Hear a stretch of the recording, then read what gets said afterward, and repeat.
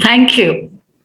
Uh, Let me begin by thanking the new socialist initiative for the invitation to give this lecture. It is an honor and privilege to do so, given the stellar cast of speakers who have spoken to this group.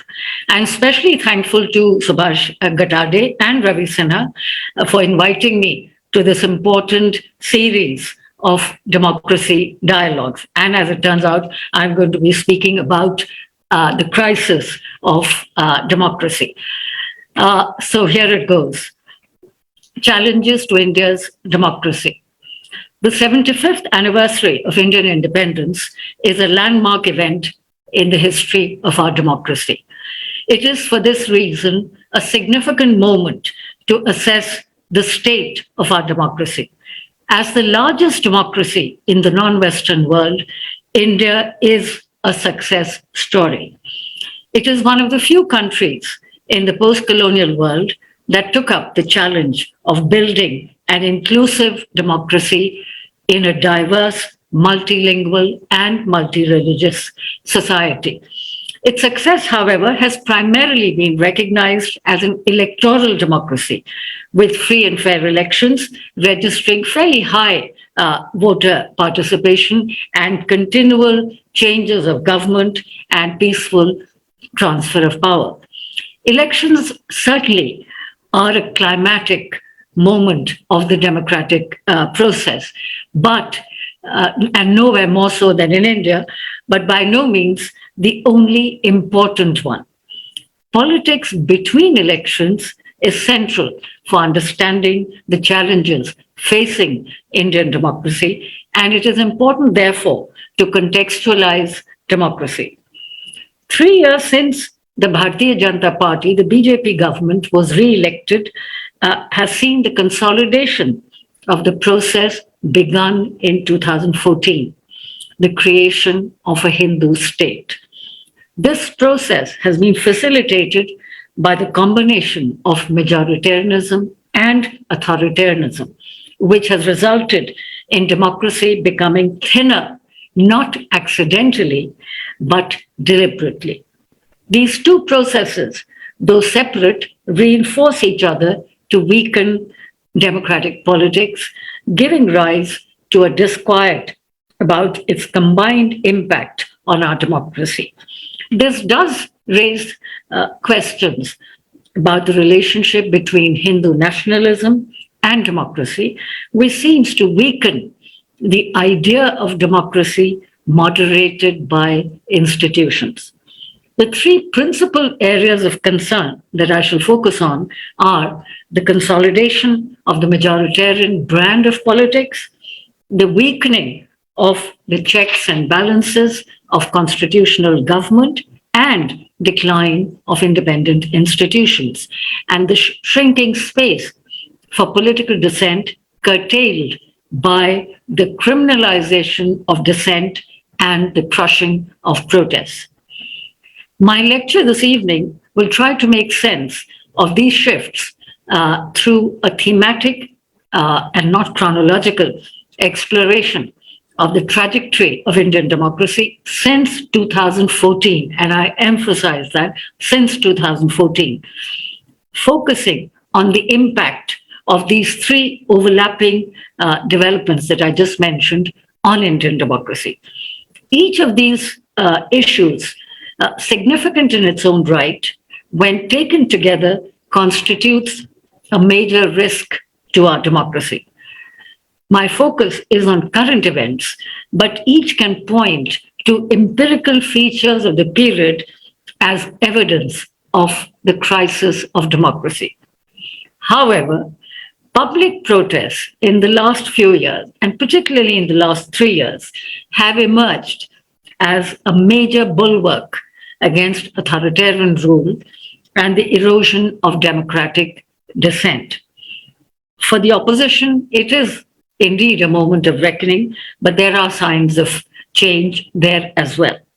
So, consolidation of majoritarian politics, which is the first concern. The decisive victory of the BJP in 2019 reinforced the right-wing trajectory India had embarked upon in 2014. The party's top leadership interpreted the verdict as a signal to establish a Hindu state, which was the declared objective of the RSS on its founding in 1925. This was a project of making India a Hindu nation state, that is to say, a state driven largely and sometimes solely by the interests of the religious majority. This project has worked via a process of consolidation of Hindu dominance through authoritarian means and the restrictions it imposes on the rights of minorities, primarily Muslims. This has served to polarize the electorate by creating a permissive climate which has enabled a politics of division and fear to hold sway. This change, of course, did not start with the BJP winning a majority in the 2014 election. What is novel, however, is its overall vision of India, informed by the promotion of a Hindu definition of the nation in opposition to secularism enshrined in the constitution and equally by its opposition to minorities. That vision has driven a public discourse in which minorities are openly vilified, and this has encouraged the tolerance of extra legal violence against them. Muslims have been attacked for trading and eating beef, their businesses have been attacked, and sympathetic trolls have been let loose against Muslim women in public life. Spearheaded by the Bajrang Dal, these activities relate to vigilantism and cultural policing. And these groups have played a key part in advancing the ruling party's majoritarian agenda of making India a Hindu nation. Things moved fast after 2019, after the re-election of the government, as the Prime Minister moved swiftly to reshape India's secular republic to match his vision of India as a Hindu-centric powerhouse.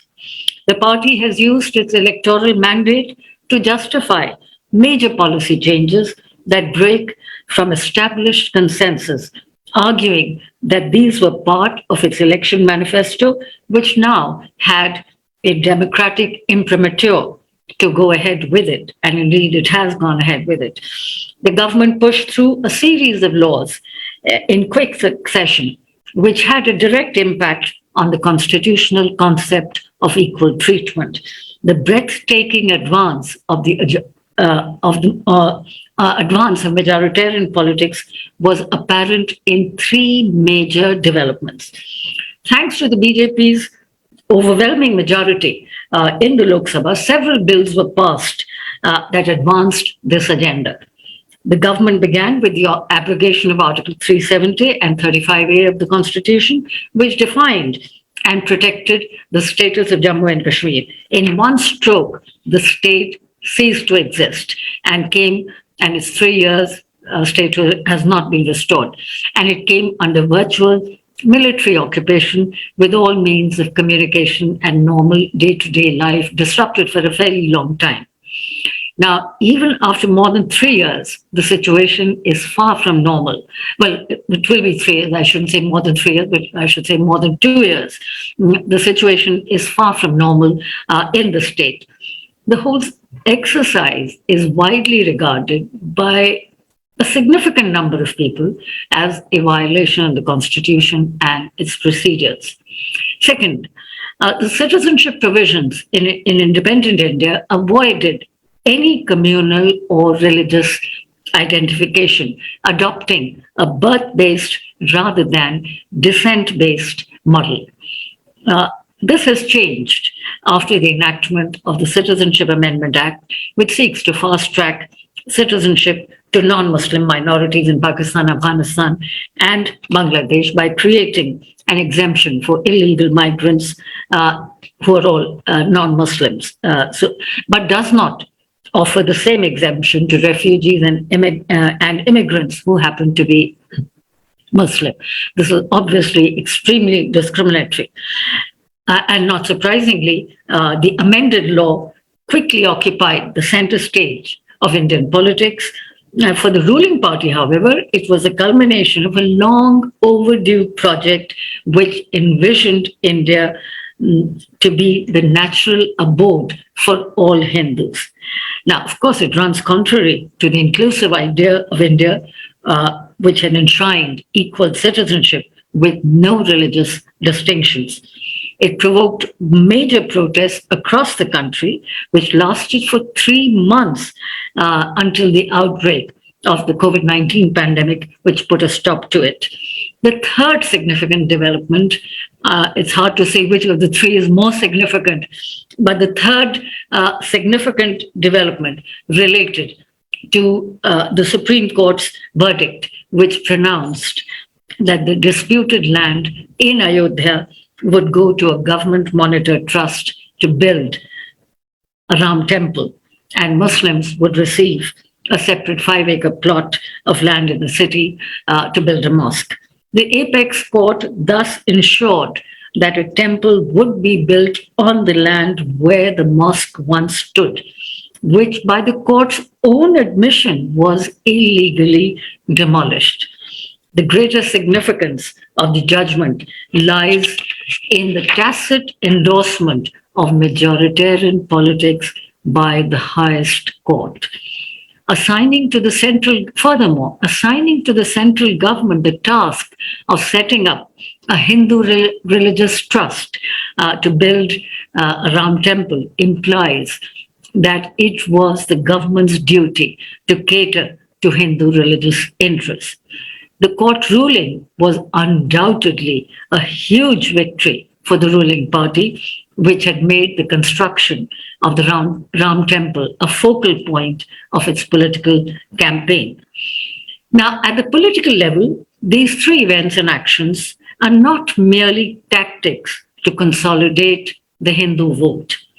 They are strategic moves to push Indian democracy towards Hindu majoritarianism and the consolidation of Hindu supremacy. It has driven a public discourse which has seen an official marginalization and exclusion of Muslims.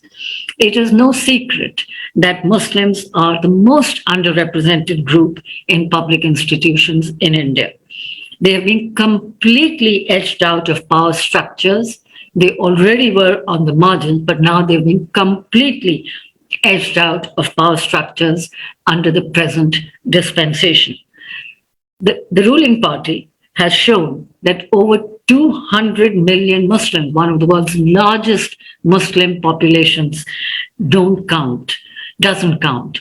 And electoral majorities can be won without their support. And indeed, that is the reason why BJP does not give even a single ticket to Muslims in assembly elections or Lok Sabha elections. In the just concluded UP elections, not a single ticket was, of course, given to Muslims. So Muslims have been pushed out of the system.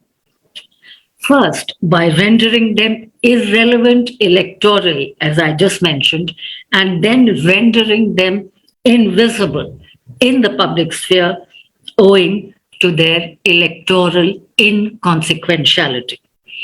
This brings me to the second concern, which is institutions or the decline of institutional autonomy.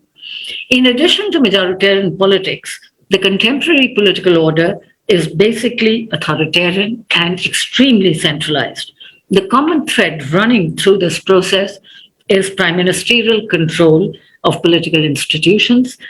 It is the prime minister's office that takes all major decisions, often leaving cabinet ministers to learn of their ministry's priorities through central diktat or from the media. The disastrous demonetization in November 2016 was an example of this style of functioning.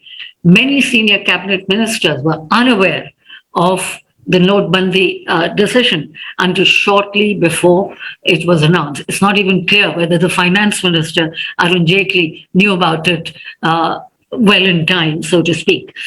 So cabinet ministers, as I said, were unaware of the Notbandi decision until shortly before it was announced, which highlighted the worst kept secret that the Prime Minister's office is the sole power center.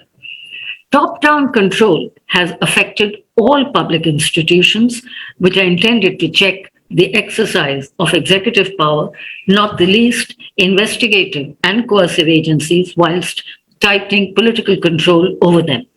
The state and its agencies have been used to the fullest extent possible for dominating all power centers, including state governments, and sometimes dethroning duly elected government, so to speak. The government has thus tried to prevail over the country's institutions either by constraining their power or by limiting their independence. This has been done through the appointment of people loyal to the regime, and in many cases, positions are filled by trusted bureaucrats who have worked with the Prime Minister in Gujarat.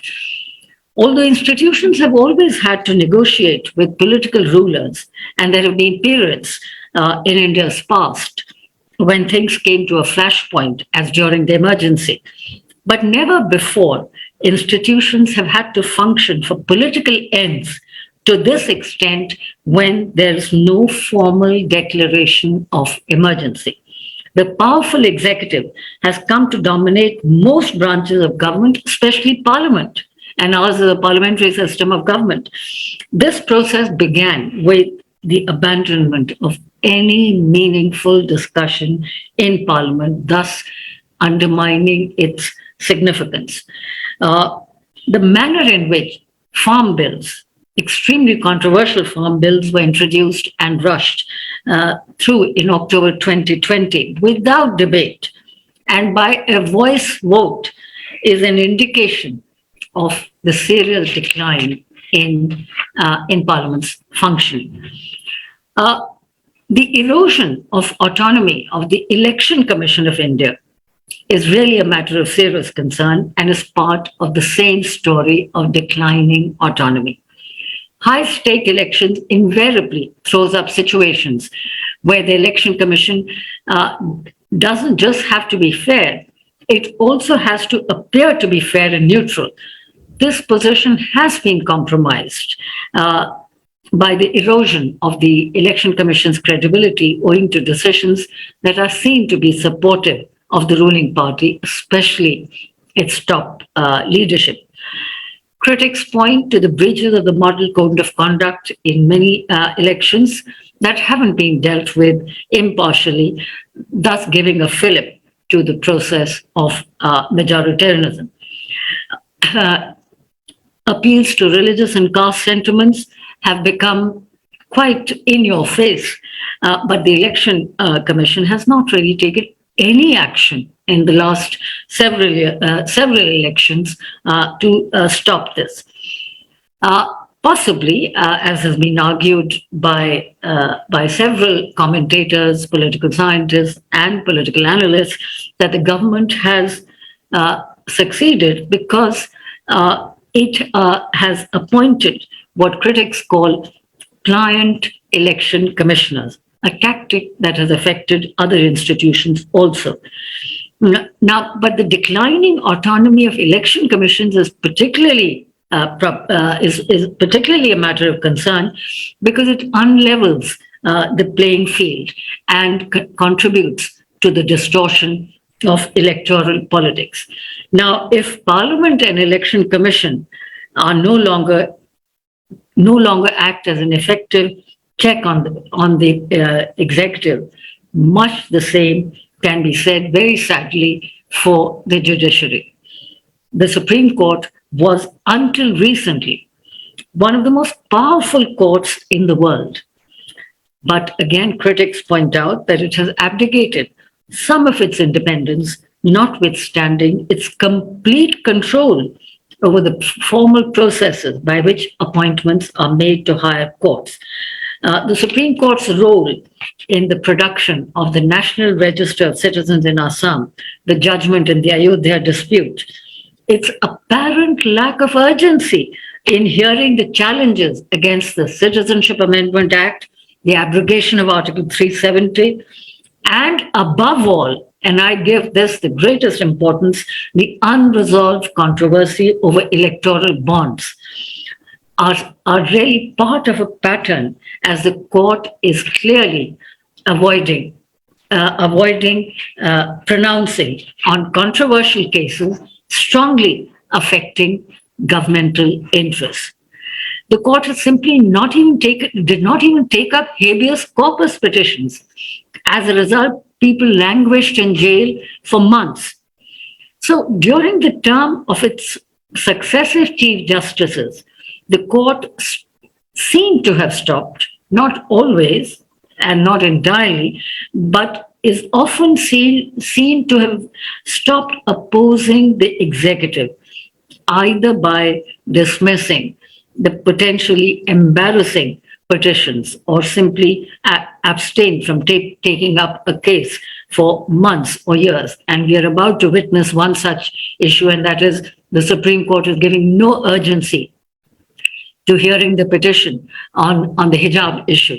That is to say, those who have petitioned against the Karnataka High Court judgment. And this matter is so urgent because there'll be so many girls who will possibly not give their exams because they're not being allowed to wear a hijab. Of course, I would say that if the court does not take it up, I think exams are far more important with or without the hijab. These girls should certainly take the exam no matter whether they can wear the hijab or not. But that is a separate issue. That's my personal view. But look at the Supreme Court. I mean, the Supreme Court and the Chief Justice of India just 3 days ago in fact, made the point that there's really no connection between exams and urgency of hearing this particular petition. Now, what can one say? I think I'll rest my case just on this one example.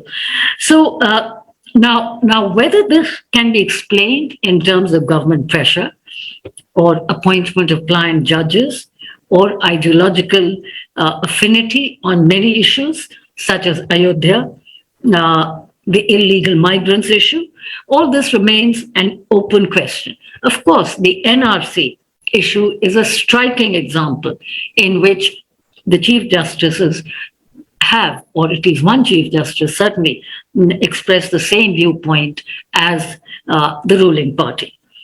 The fact that key institutions seem to have been captured by people who share, at least in part, the worldview of the ruling ideology, and in some cases are even connected to the ruling dispensation, suggests the entrenchment of Hindu dominance inside the state. In the event, the playing field has been heavily tilted to the advantage of those in power, making the task of opposition that much more difficult.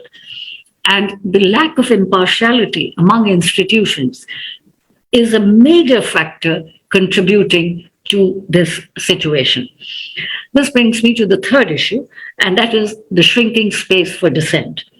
Neutralizing and restricting the opposition is an avowed objective of authoritarian governments everywhere in the world. The BJP has routinely denied the legitimacy of its political opponents, most notably the Congress Party, as evident from the explicit objective of a Congress-free India or Congress-Mukt Bharat. The ultimate aim is to create a political system where there is no opposition in terms of the expression of an alternative view. Indeed, at its Bhubaneswar National Executive Meeting on 15th April 2017, the party actually discussed the contours of an India without an opposition and opponents. Today, there's no emergency, no press censorship, no lawful suspension of laws, but the curbing of dissent is taking place through a combination of coercive and non-coercive means. Coercive means include the criminalization of dissent, through the sedition provisions of the Penal Code, and non-coercive means include efforts to roll back civil society by using laws, for example, on foreign funding of NGOs.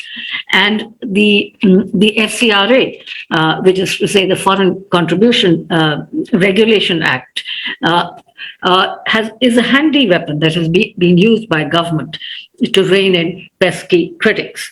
Now, the new political order seeks dominance by fighting not only against party-based opposition that I just briefly mentioned, but also fighting against dissenting intellectuals, universities, independent journalists, and NGOs. And as we know, numerous sedition cases have been filed against dissenters, reflecting the attempt to minimize and curtail opposition. This has taken the form of attacks against liberals and intellectuals, and the left in particular, in universities. This is especially disturbing as it restricts the space of critical thought and inquiry, which is essential for the accumulation of knowledge in universities. The atmosphere in universities has been vitiated and disagreements have been stifled to a point of choking critical inquiry and the right to engage with ideas the ruling dispensation disapproves of. Now, the government often resorts to repressive tactics to stifle protests.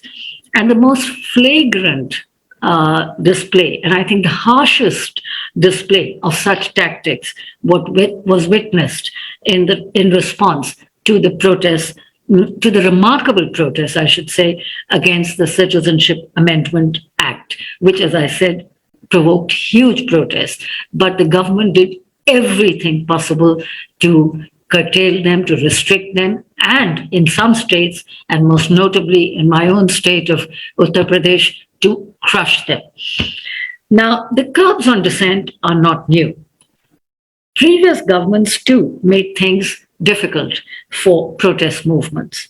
The midnight arrest of yoga entrepreneur Baba Ramdev by the Delhi police at the Ramlila Maidan in June 2011, where he had organized a protest against the UPA government's inaction on the black money issue, was a clear case of government excess and government overreach, which actually in the end really hurt the United Progressive Alliance government.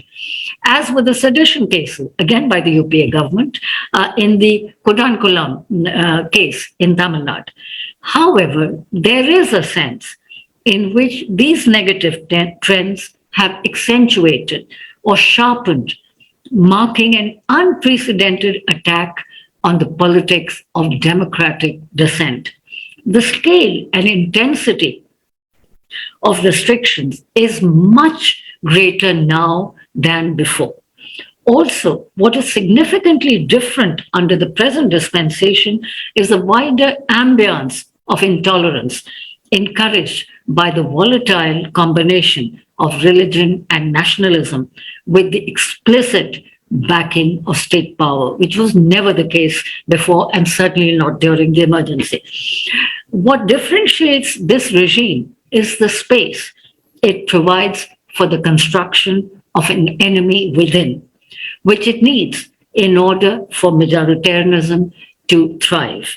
The enemy within, accused of being anti-national, is subjected to harassment and in some cases to long periods of incarceration. And we know there are still several intellectuals who are in jail for basically for reasons of dissent.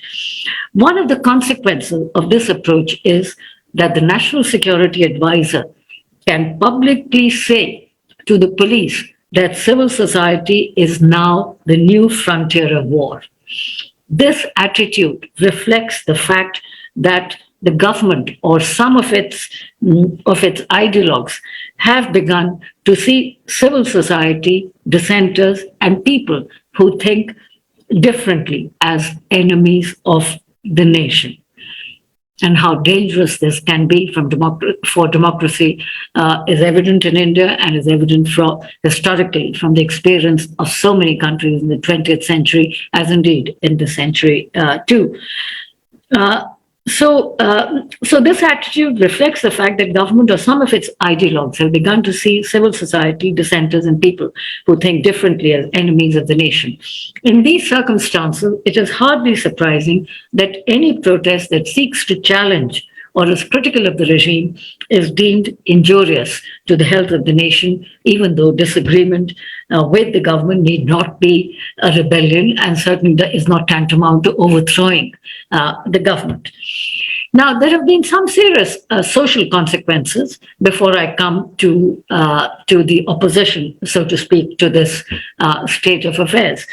One major consequence, I would argue, of a weakened democracy with ineffective checks and balances is that India is one of the most economically unequal countries in the world, where the rich have gotten richer and the poor poorer. This emerges clearly from two recent reports on inequalities. The World Inequality Report 2022, published by the Paris based World Inequality Lab, notes that India stands out as a poor and unequal country with an affluent elite. The elite in India really have it good, where the top 10% holds 57% of the national income, while the bottom 50% share is just 13%. The Oxfam India report, which was also published in January, just a few weeks after the World Inequality Lab report, says that the richest 98 Indians control as much wealth as some 555 million poor people. More than 4.6 crore Indians have fallen into extreme poverty in 2020, even before the pandemic. Nearly half of the global new poor, according to the United Nations, are here. But until recently, India had shown that it would not only practice democracy, but also deliver in ample measure, or in some measure, I should not say ample measure is an exaggeration, in some measure to all its citizens, irrespective of religion, caste, gender, and ethnicity. In fact, India lifted 271 million people out of poverty between 2006 and 2016. The substantial gains that India had made in terms of poverty reduction are under threat of reversal. Arguably, the dismal state of development has to be seen in the backdrop of the growth of Hindu nationalism and its inability to conceive of equal citizenship and equal participation as the foundation of democracy. This has been, of course, combined with the pursuit of a forceful pro-corporate agenda, a privatization agenda that involves large-scale privatization of a range of public assets, from railway stations to ports to airports to stadiums and roads. The ideologues of Hindu nationalism on no occasion refer to distributive justice or equality. This is really very striking. Instead of developing redistributive policies, the government is invested in its own sort of form of welfareism or a welfare policy which is aimed at distributing one-time benefits, most notably free rations during the pandemic, which, as we heard yesterday, the Prime Minister announced has been extended for 6 months till September of this year.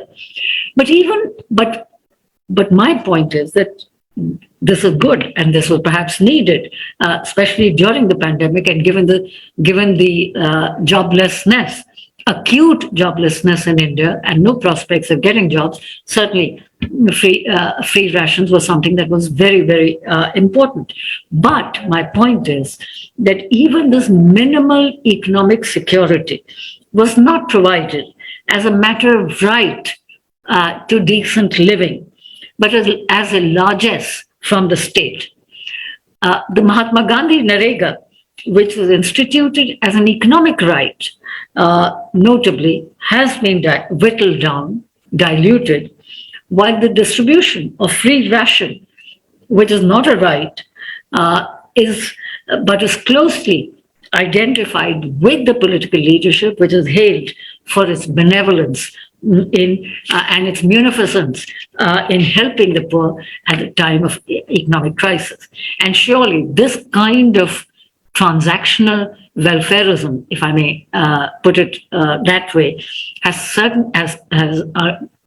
does not address the structural problems of inequality, not leave alone structural problems, does not even address the problems of rising inequalities, but it brings plenty of political benefits for the ruling dispensation, as was evident in the just concluded assembly elections, including and most notably in UP.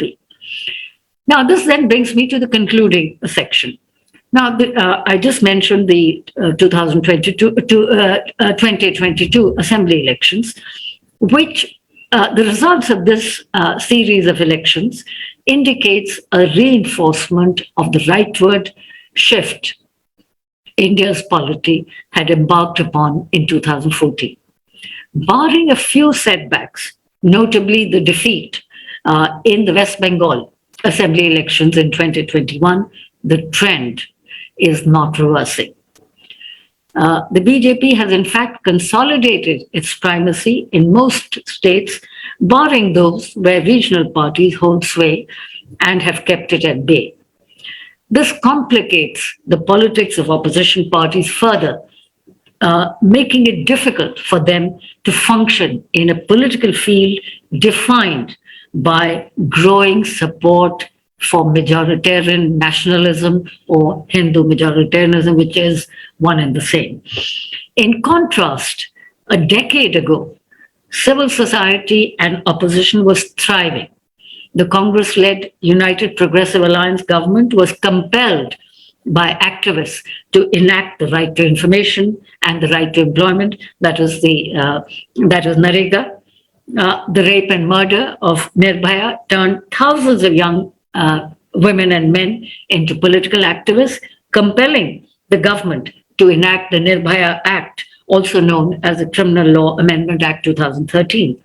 And who can forget the India Against Corruption, anti-corruption movement that virtually paralyzed the Congress-led UPA government and eventually led to its downfall, catapulting the BJP to power at the center, and also led to the formation of a new party, the Aam Aadmi Party. Now, these democratic changes, which were so significant and which were landmarks in our democracy, the emergence of a rights-based democracy, so to speak, were pushed by civil society, by movements, by active citizens. But in 2014, the political climate changed dramatically. The active citizen is now pejoratively called an Andolanjeevi. The pursuit of rights is considered unnecessary. Criticizing the idea of rights, the Prime Minister recently pointed out that the focus on rights has made India weak. And he said, and I quote him, "In the last 75 years, we only kept talking about rights, fighting for rights and wasting time." Not only rights and active citizenship, but today, the very idea of citizenship has plunged into crisis with the introduction of the CAA. Now, the rapid analysis sketched above, that I just sketched, is limited, no doubt, to a brief span of time, that is 8 years, and clings to the surface of events in the current conjuncture. But it does point to some broad conclusions. The abrogation of Article 370, the introduction of CAA, the Supreme Court verdict in favor of the Ram Temple in Ayodhya, has affirmed Hindu hegemony over the state at the expense of secularism. The control over key institutions has facilitated this shift and legitimized these processes.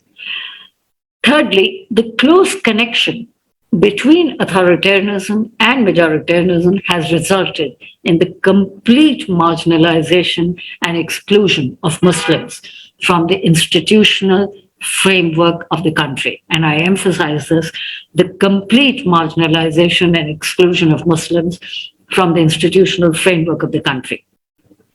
Thus, a deeper transformation can be detected, pointing to the possibility that election victories, as Ashutosh Vashni argued recently in a piece in the Indian Express, can now be used to create laws or governmental policies that can begin to attack rights, especially minority rights enshrined in the Constitution. I hope not, but that is a fear that he expressed. Now, what are the possibilities of change in this scenario?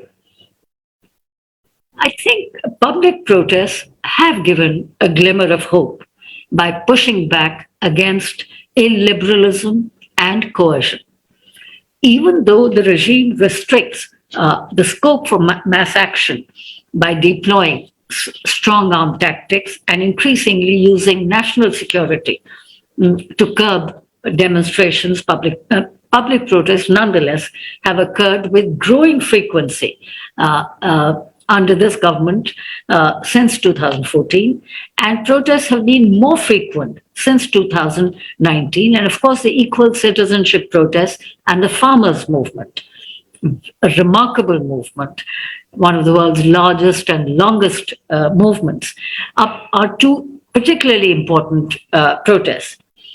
In sum, these years, that is the last 8 years and the last 3 years in particular, have seen some spectacular demonstrations of popular protest, one might even say popular sovereignty.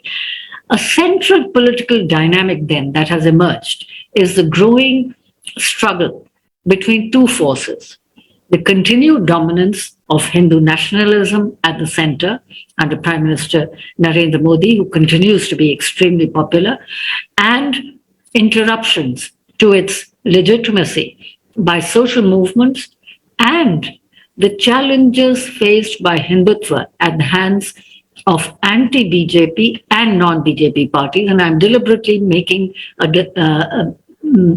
distinction between anti-BJP parties and non-BJP parties in several state elections, most notably, of course, in Punjab just 2 weeks ago. Now, the social movement dynamic has so far halted the implementation of the CAA, and it compelled the government to repeal the three controversial farm laws. This is, I would argue, a democratic triumph, as it shows that despite all the curbs and restrictions on dissent and protest, Indians have not been silenced.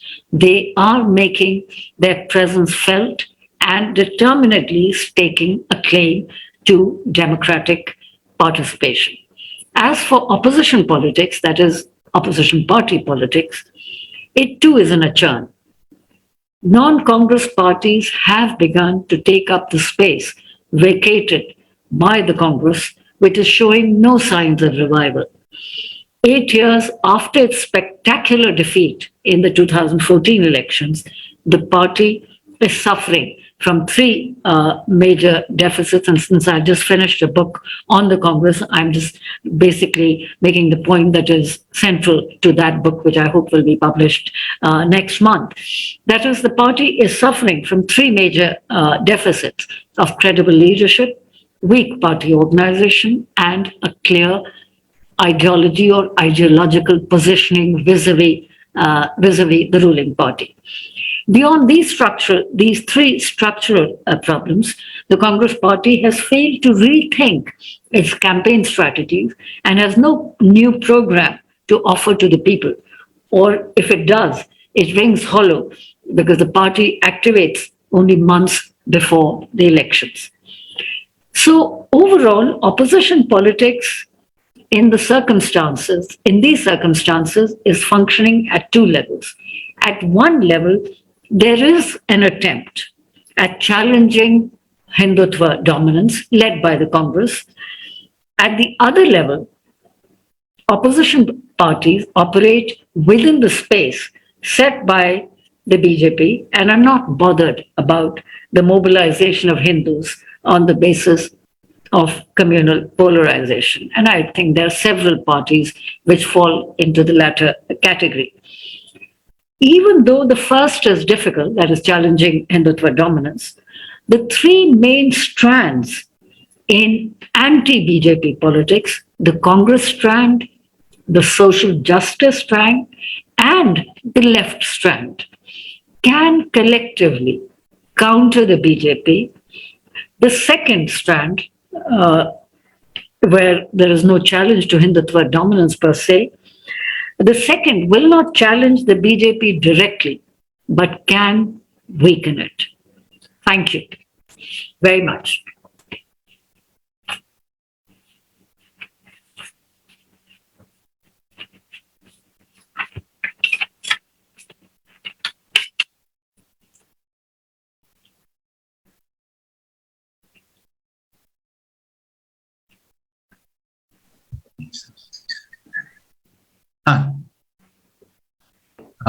I will request our comrade Ravi to say a few words first. Yeah, please.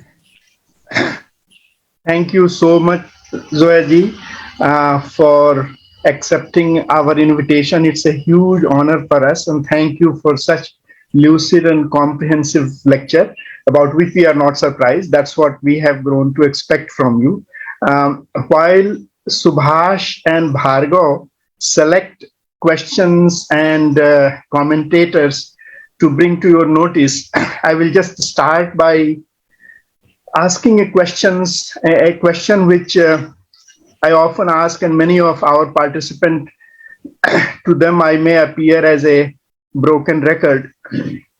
The question is about the role of society, social mind, the role of demos, so to speak, in democracy. I am not a political theorist. I do not know in political theory. Neither am I. Yeah.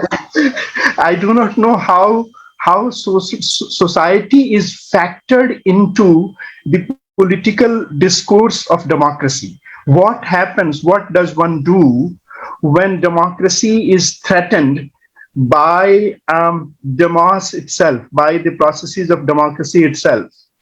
One might say that societies eventually learn. The Germans learned, but that I don't know how much they have learned. And it took a world war and a complete disaster for Germany and for much of Europe to learn that. What do we do here when despite all the things that you have described so lucidly about what is wrong with the ruling dispensation today and the kinds of objectionable, horrible things that they are doing, their popularity keeps on growing. Somehow the society, the social mind is involved in the process. And what does one do about that? The political discourse and analysis often focuses on political forces and the kind of disappointment that many people feel about toothlessness of the opposition is obvious. You have brought it out too. But we should also see what kind of problem opposition is faced with. Yeah.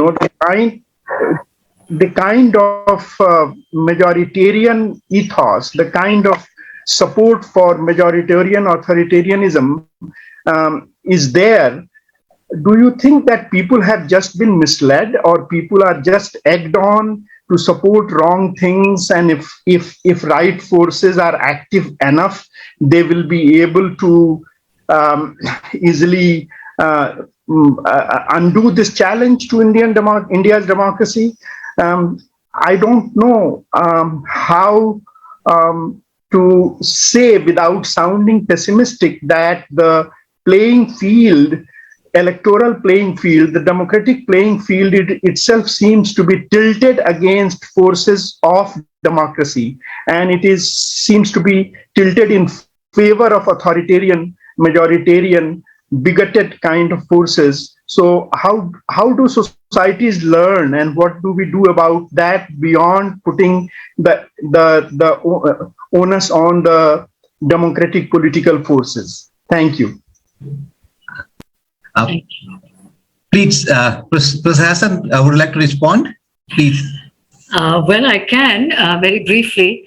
I mean, the questions that have been raised by Ravish are extremely important, and they really go to the heart of the matter. And this is something that I'm sure so many of us who are concerned about our democracy have been thinking about.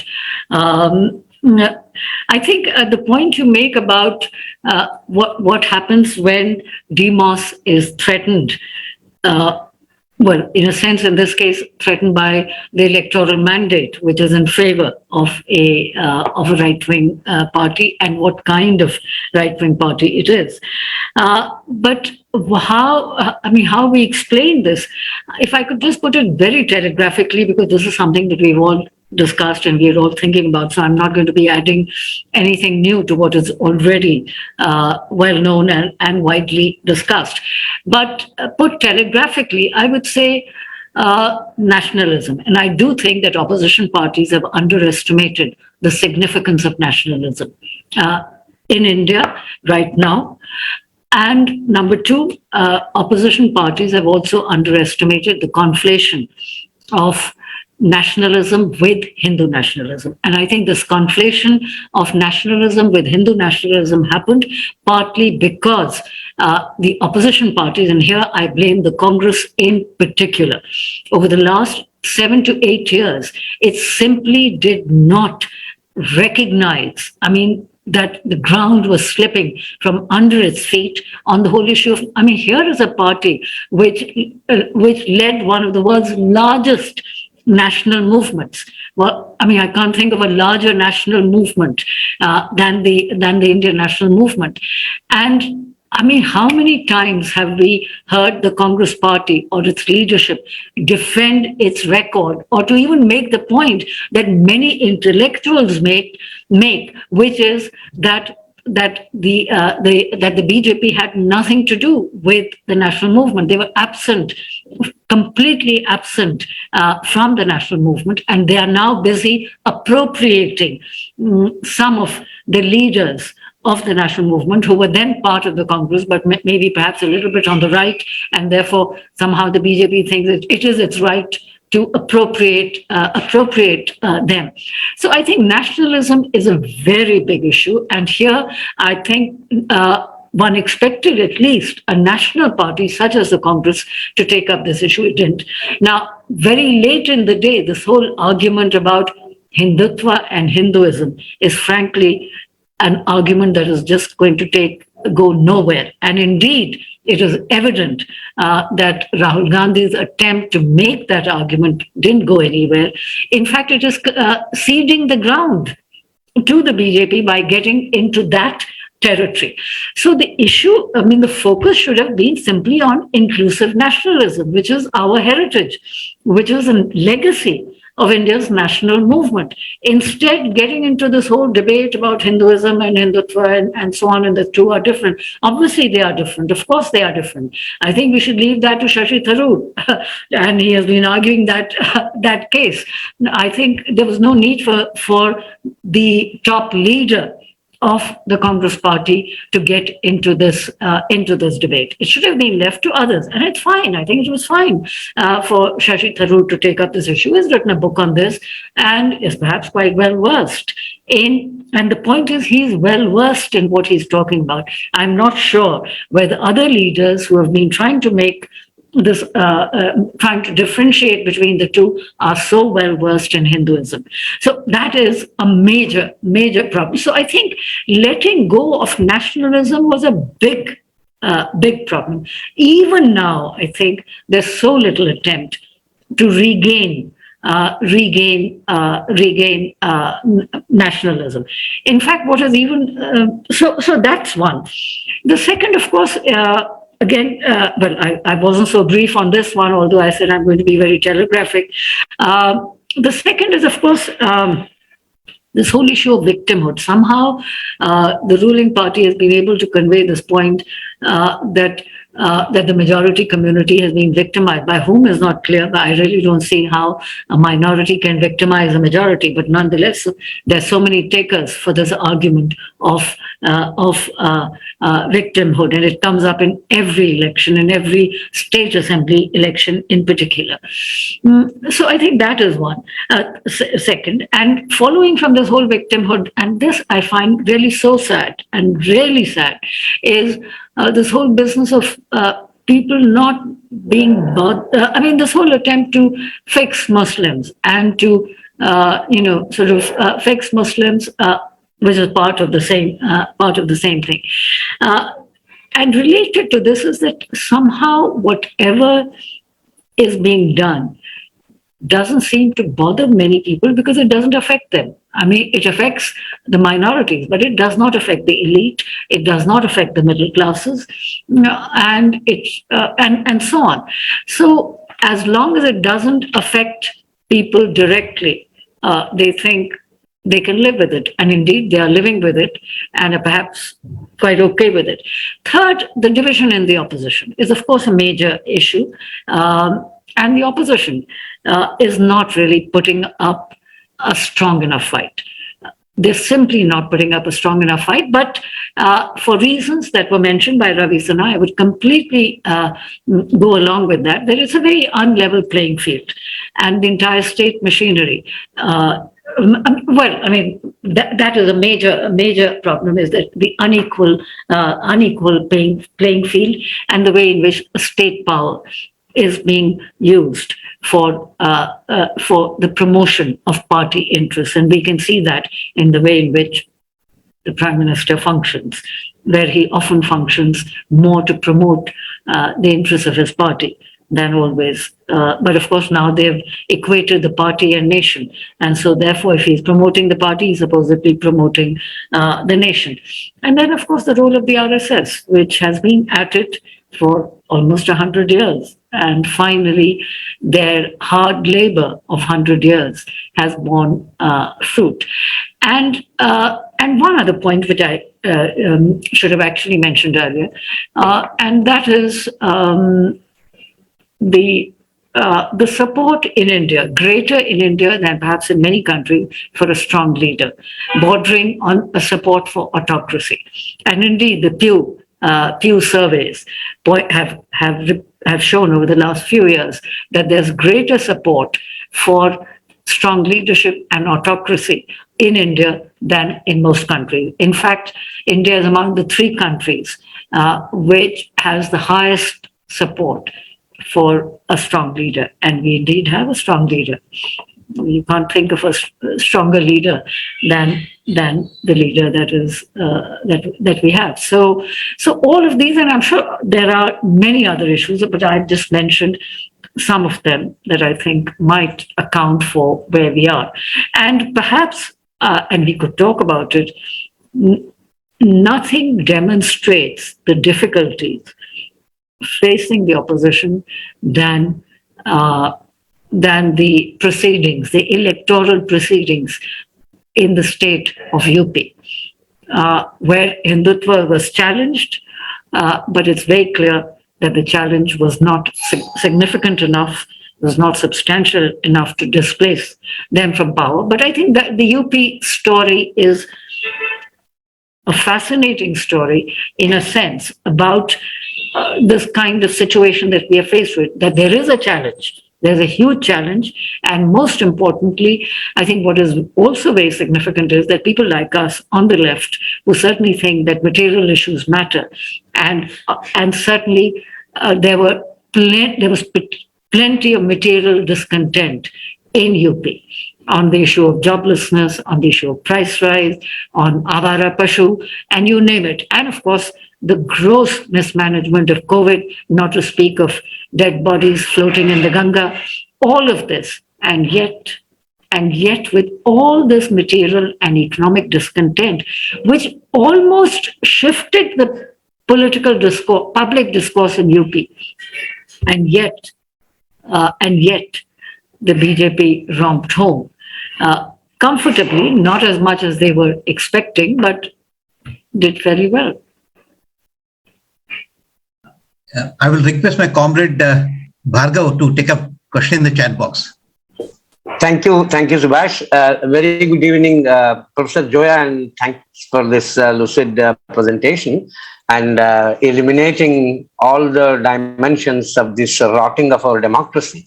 I would like to read some of the questions from the chat box. They got accumulated, many of them got accumulated. And the first question I'm bringing to your notice is by S.K. Pandey, and also signed as Shashikant. The question goes like this. Why is intelligentsia silent about accumulation by dispossession, a phenomenon pushing Indian state... Why is intelligentsia silent about? Accumulation by dispossession. Oh, okay. A phenomenon pushing Indian state to adopt authoritarian measures for facilitating quicker dispossession. How do you visualize the emergence of alternative narratives and what political forces would challenge the fascist authoritarian brand of politics? Do you see the possibility of any democratic alternative within liberal neoliberal regime? What class forces would build or accelerate the process of strengthening socialist counter-narrative? Can a surrendering and succumbing civil society be trusted as the vanguards of democratic politics? Mm-hmm. Oh, should we take a few questions? Yeah, sure. Yeah. Yeah. So, shall we go and read some more questions? Yeah, please. Okay, I'll do that. Subhash? Hello? Please later respond to this question, Bhargav. No, she wants to take more questions. Please, and want to respond. Please, if that is what she wants. Yeah. So, and another question is, maybe you can, Professor Zoya, maybe you can take few questions and answer them, and then later we can take it. If there are too many questions, maybe it will be difficult for you to coordinate all of them. The next question is by Mani. A false sense of nationalism that kills the ethos of secularism and diversity and thrives on othering is creating polarization and breeding insecurity. What are the democratic alternatives that new movements can initiate that will compel stronger unity that brings counter narratives that appeal to the masses?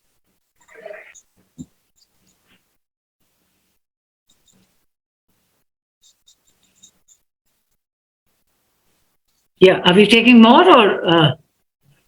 It's up to you. If I want to read, I can read. Go on reading, and you can note down the points. Or you can. I'm noting.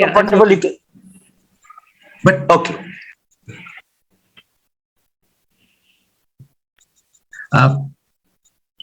My suggestion is that at least can you please? Okay. All right. Okay. Please. Maybe you can answer two questions, and we can take up two questions later. Well, actually, both these questions address the same issue, which is what is to be done or what can be done. Now, that is really a million rupee question, and I must confess, like everyone, I'm thinking about it, and I'm often say to myself that it is easy. Let's say if we talk about opposition parties for a moment, while we can criticize opposition parties, as indeed we all do, and I have done too. But if we were to put ourselves in their shoes, what is it that the opposition parties can do? Now, of course, one could argue that AAP has emerged as one alternative, with a kind of a non-BJP alternative with its focus on cultural nationalism. I mean, certainly. And that is really something that we should think about, apropos the point I made earlier about how opposition parties haven't sort of taken up the issue of nationalism. But in a way, AAP's cultural nationalism is not very different. I mean, Tirath Yatra from Delhi to Ayodhya and so on, etc., etc. So cultural nationalism compared with a kind of populist welfareism. Now that seems to be one alternative. Now will this really challenge BJP dominance? I really don't think it can. But of course, maybe it's still too early to say that. We have to really see how AAP performs now in the coming state assembly elections, for example, Gujarat, Himachal Pradesh, and so on, and whether it will, and whether it can. It wasn't effective, and it was very successful in Punjab, but it wasn't so in Goa, where it tried, or Uttarakhand. In these two states, it came a cropper. So I think surely the non-BJP parties, not the anti-BJP ones, but the non-BJP parties have perhaps come up with some kind of a alternative. I would say Biju Janata Dal in Odisha, AAP in Delhi and Punjab are examples of this kind of non-BJP alternative, which seems to be working. Now, the problem is really with the parties which are anti-BJP. They have not been able to come up with any effective opposition. But I think clearly, as far as your point about what class forces can do, that is a very central issue. There are three issues, I think, that need to be addressed by the opposition. One is, of course, the question of the relationship between religion and state. The second is the whole issue of welfareism, because clearly what we now have is a very different kind of welfareism. So that is an issue that needs to be discussed and debated. And the third is the issue that both the participants and questioners have raised, and that is the caste and class issue. I think there is still, that's an issue that has been with us for a very long time, but it is far from sorted out, but it's become more important in the way in which the BJP has been able to appropriate, so to speak, a mandal within the Hindutva umbrella. And therefore, this whole caste question has once again become important, because caste is not, as was expected and as it was in the past, a counter to Hindutva. It isn't. It's because it's been co-opted within Hindutva. Now, the point about nationalism and othering, of course, that is an issue. Now, what are the democratic alternatives? I would say social and political movements that have emerged, and particularly the anti-CAA movement and the farmers' movement, were, I think, very wholesome movements in many, many ways. Many ways, they were very wholesome movements. They were very democratic in their organization, in their functioning, in the mobilization of support across communities, across castes, and in the case of the CAA, across regions. Now, of course, in the case of the farmers' movement, it was not as widespread as was the anti-CAA movement, because all said and done, the farmers' movement was concentrated in North India, particularly Punjab, Haryana, and Western UP. So certainly, I think social movements of at least these two are very good examples of wholesome social movement. But the interesting and important thing is that both these very significant movements were non-party movements, whereas they are faced with a party, which is the ruling party, which is connected to social movements. So you have the RSS and its numerous social movements that are really party-based, so to speak. And here you have two major social movements which make it a point not to allow any political leader to speak from their platform. So you have, as it were, in a certain sense, a kind of a conflict between party-based movements and politics and non-party movements and politics, which stay away from social movements. So I think some way has to be found to connect social movements to political parties, because we have seen that in this election, the farmers' movement made very limited impact in UP.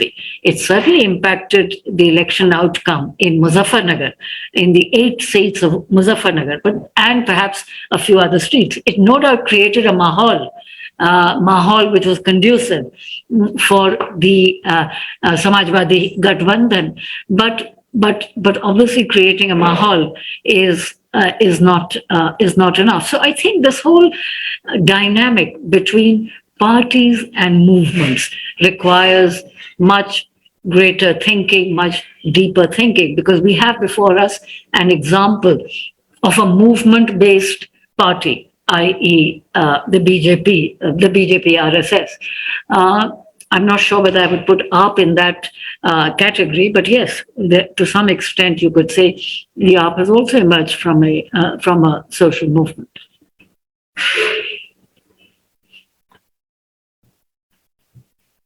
We have with us Kumar Ketkar. He's a member of parliament, and I would request him to make his comment or raise a question. Well, actually, I was quite patiently listening to Zoya ji for a brilliant exposition. But since you asked me, I have something nagging in my mind, which may even offend some people here. Is that everybody knows about the crisis in the Congress, from leadership to issues to agendas and ideas. But the crisis in Congress is discussed so elaborately, which is natural because it is the largest party. But why the communists lost completely in the last particularly 2 decades? At one point in 1967 and even in 1977, Communist Party was considered to be the second largest in parliament. Why they began to disappear and when?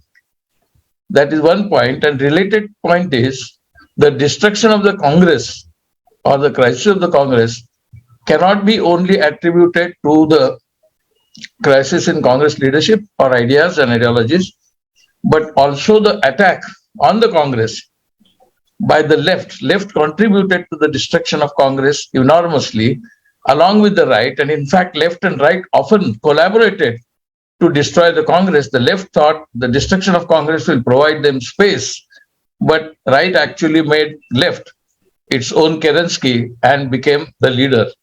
So that is one. And third, intelligentsia, which was brought up on the Nehruvian or earlier Gandhian, and later on the ideas of liberalism, either coming from Europe or America, how come that intelligentsia so quickly and so suddenly surrendered to the idea of majoritarianism, authoritarianism, and Hindutva in just matter of about 10 years? In 2009, Congress had 206 seats in 2009, and in 2014, Congress suffered up to 244 seats. So that came only after the middle class intelligentsia, the educated middle class intelligentsia, which turned against Congress. Now that middle class intelligentsia was either supporting the left liberalism earlier or center right, but suddenly it ceased to be center right or left liberal, and it became extreme conservative fascistic right. How that happened requires, according to me, an analysis in sociological terms of the societal change that has taken place globally and in India in last 20 years, particularly after globalization.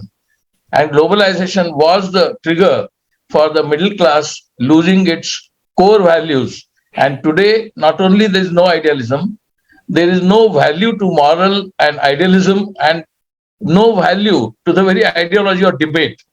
As Pratap Bhanumita keeps lamenting, I think it is this action of the middle class or inaction of the middle class needs to be understood before making a political, because finally this society and this class also contributes to the ideology and to the ideas. So it's not a question, it's a comment, and I have discussed sometimes with Zoya ji many issues, but there's no question of pessimism or optimism. I do not think that the fascistic Hindutva has long life, particularly after Narendra Modi disappears. After all, like Socrates, he is also mortal. Absolutely. बिल्कुल सही कहा आपने.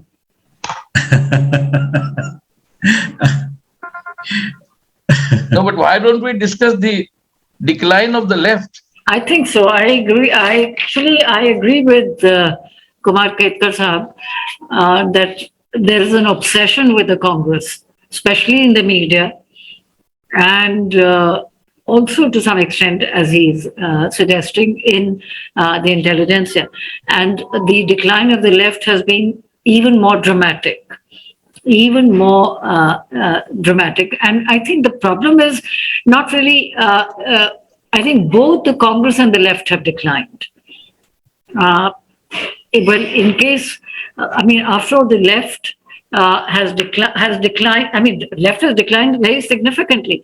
But obviously, the left was an important force in the 1970s, 1960s, and 1970s, and has been gradually declining. But the decline of the Congress is very dramatic. And as you said, because it is right now the chief opposition, the main opposition party, and to some extent, it has the responsibility of really countering the BJP. Perhaps people talk about it more, but I think it's also, and which is what I presume you were hinting at, that it reflects a deep anti-Congressism also, which is very ingrained, well, I could say ingrained in the media, in the middle classes, and the intelligentsia. But I think the point that you make, which is really important and which in a sense explains why the middle class is where it is, which is the middle class is actually actively, and the upper caste. Why just middle class? It is really the upper caste, let's face it. I mean, there isn't, I mean, look at the recent CSDS post-poll survey and analysis of the UP Assembly election and the others. I mean, almost to a man and woman. I mean, 90% of Brahmins voted for the BJP. You can take it for granted that if they are Brahmins, they will vote for the BJP. But not just the Brahmins, obviously the other upper castes as well.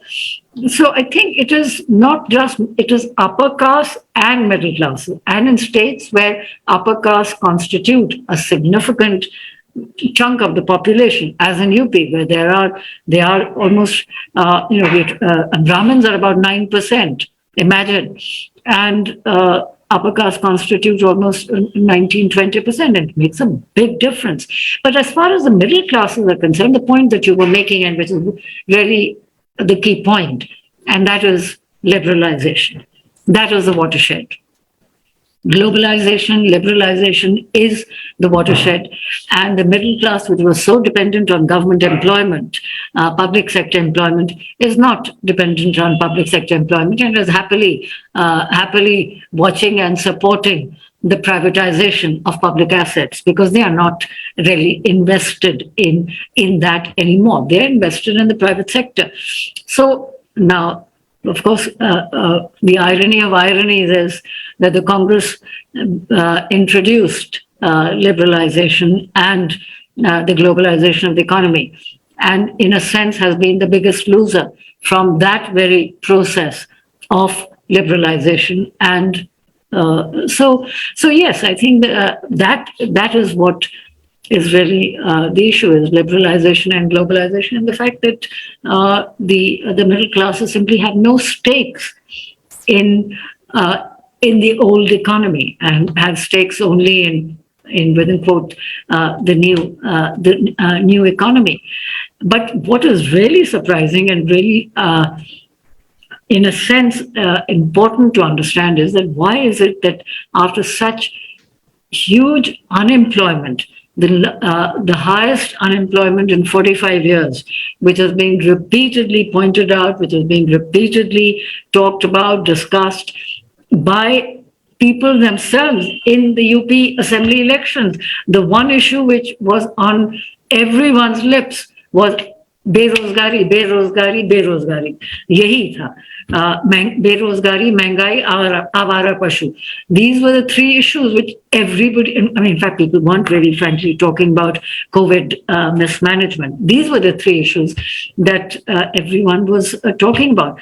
But then it has not impacted. Now that is something that really those who are given to a materialist understanding, like many of us are, need to really think about.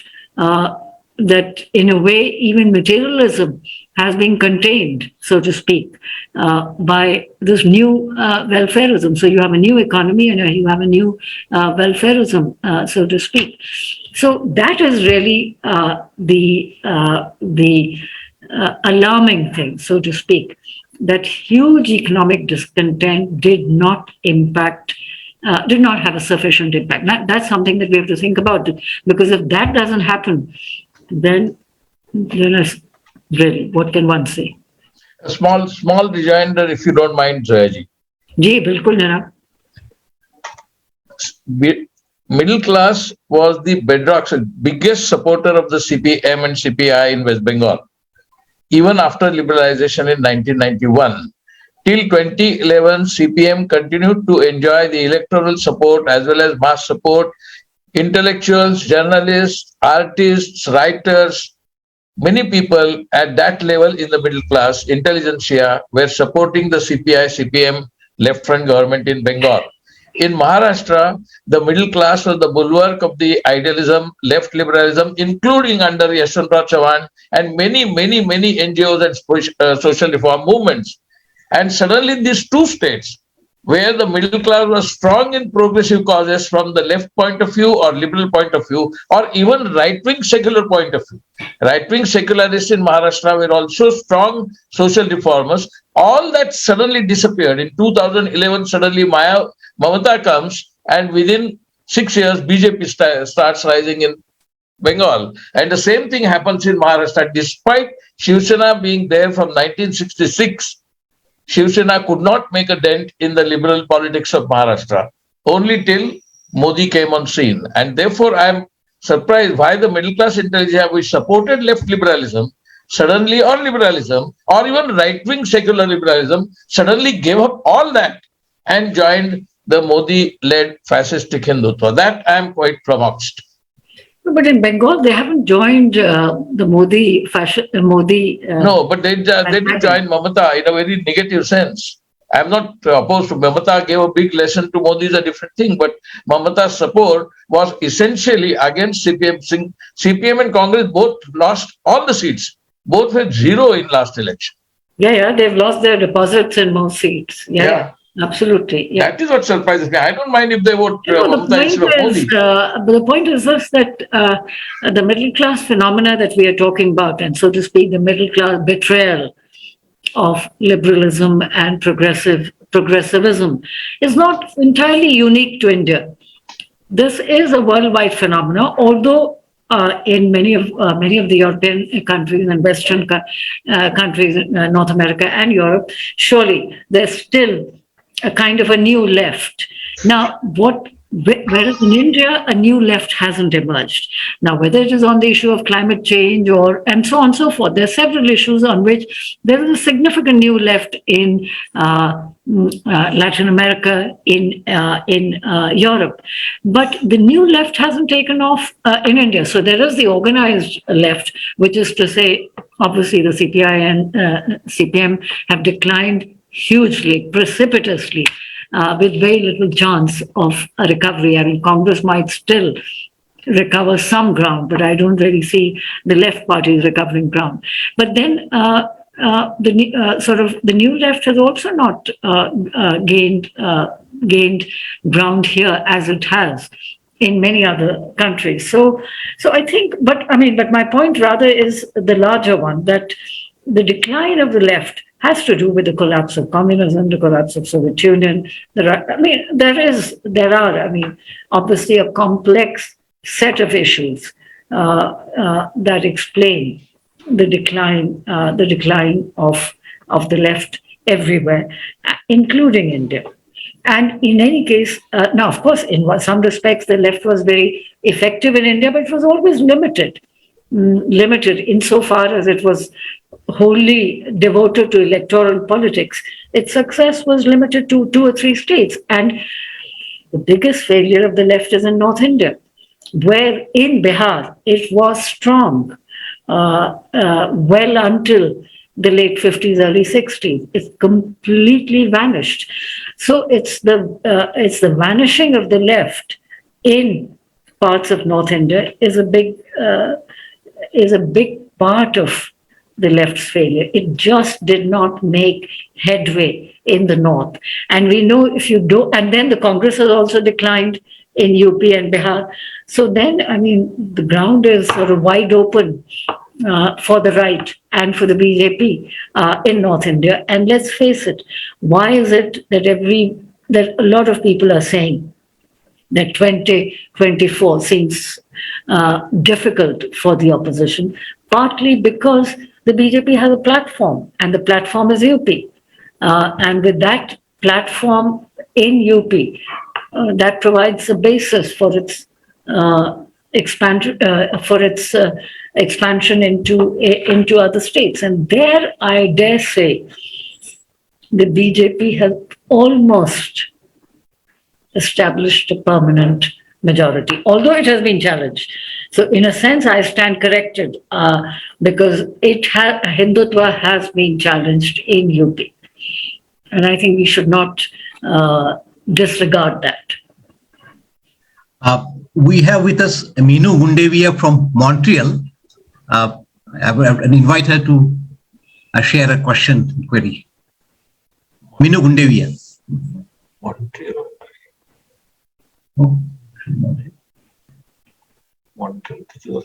Okay, thank you very much. Thank you very much. Good morning from Montreal, Canada, and good evening to all of you. I would like to thank Professor Hasan for her insightful and informative talk. I learned quite a lot. Thank you very much. And particularly, I want to bring out the point you made, the last point you made on nationalism. You know, you mentioned inclusive nationalism, and the what you call the Hindu nationalism, Hindutva nationalism or Hindu nationalism.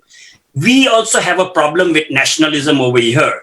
I'm based in Quebec, which is a province, and the provincial government is mildly ethno-nationalist, which what you call the majoritarian nationalism, we call it ethno-nationalism over here. And the progressive people over here are also fighting for what we call civic nationalism, which you term inclusive nationalism. So we also have a problem with nationalism over here. I mean, the United States had problem with nationalism with Trump. You know, he went gung-ho with the white Christians and all that. But the question I want to ask you, Professor, is, as an NRI, what can we do over here based in North America to expose the anti-democratic tendencies of the BJP government? Well, it's really not for me to advise on this. But I suppose, I mean, I don't know about Canada really that much, but one does know a little more about liberal and progressive forces in America, and particularly American universities, where you do have a very strong liberal presence, including of many Indian liberal thinkers, intellectuals, academics, and so on. So surely, well, I mean, so now and then, support has come for issues of on civil rights and so on. So I suppose, you know, basically, as far as I can see, this is a battle that we have to fight. And this is a battle that we have to fight in India. Now, if there is support outside, that is very welcome, as indeed the support even during the national movement of people outside. And Rambu has just written a book on 7 rebels, foreign rebels, so to speak, who supported the Indian nationalist movement. But ultimately, I think this is an area in which we have to tread warily and carefully, because as we know, for example, during this whole farmers movement, so much was made of that toolkit issue. That young girl from Bangalore who simply shared, a toolkit which probably everyone had access to.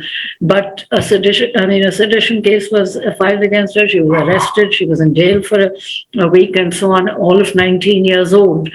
So, so beyond a point, I think whatever we do, I'm really focused on what is happening here and how we could promote the battle of ideas to take on this very, very powerful force. But I take your point that support from NRIs is important, but at the same time, I think this government has also shown that it's not particularly bothered about criticism. I mean, look at the stand they've taken on the Ukraine, on the Russian invasion of Ukraine.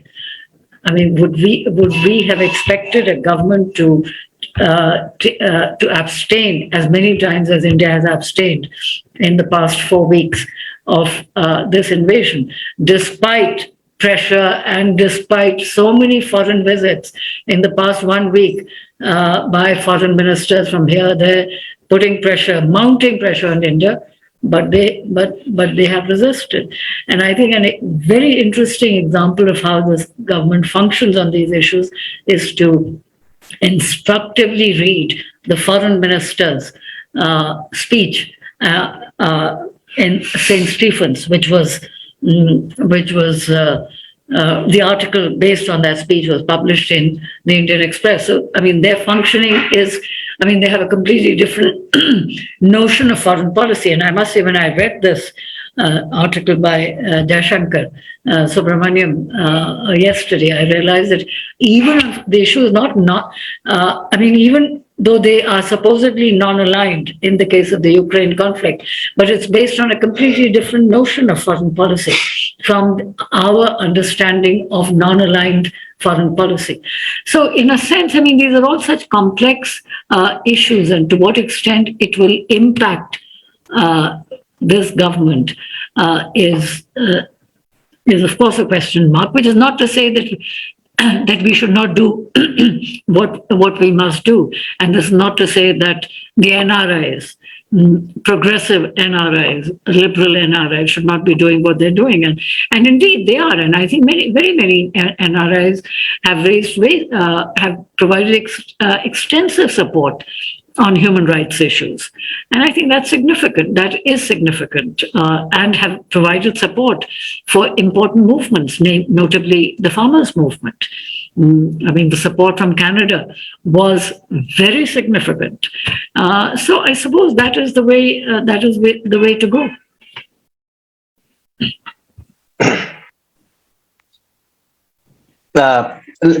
Can we take a few more? Now we can take a few more questions from the chat box, Professor Zoya.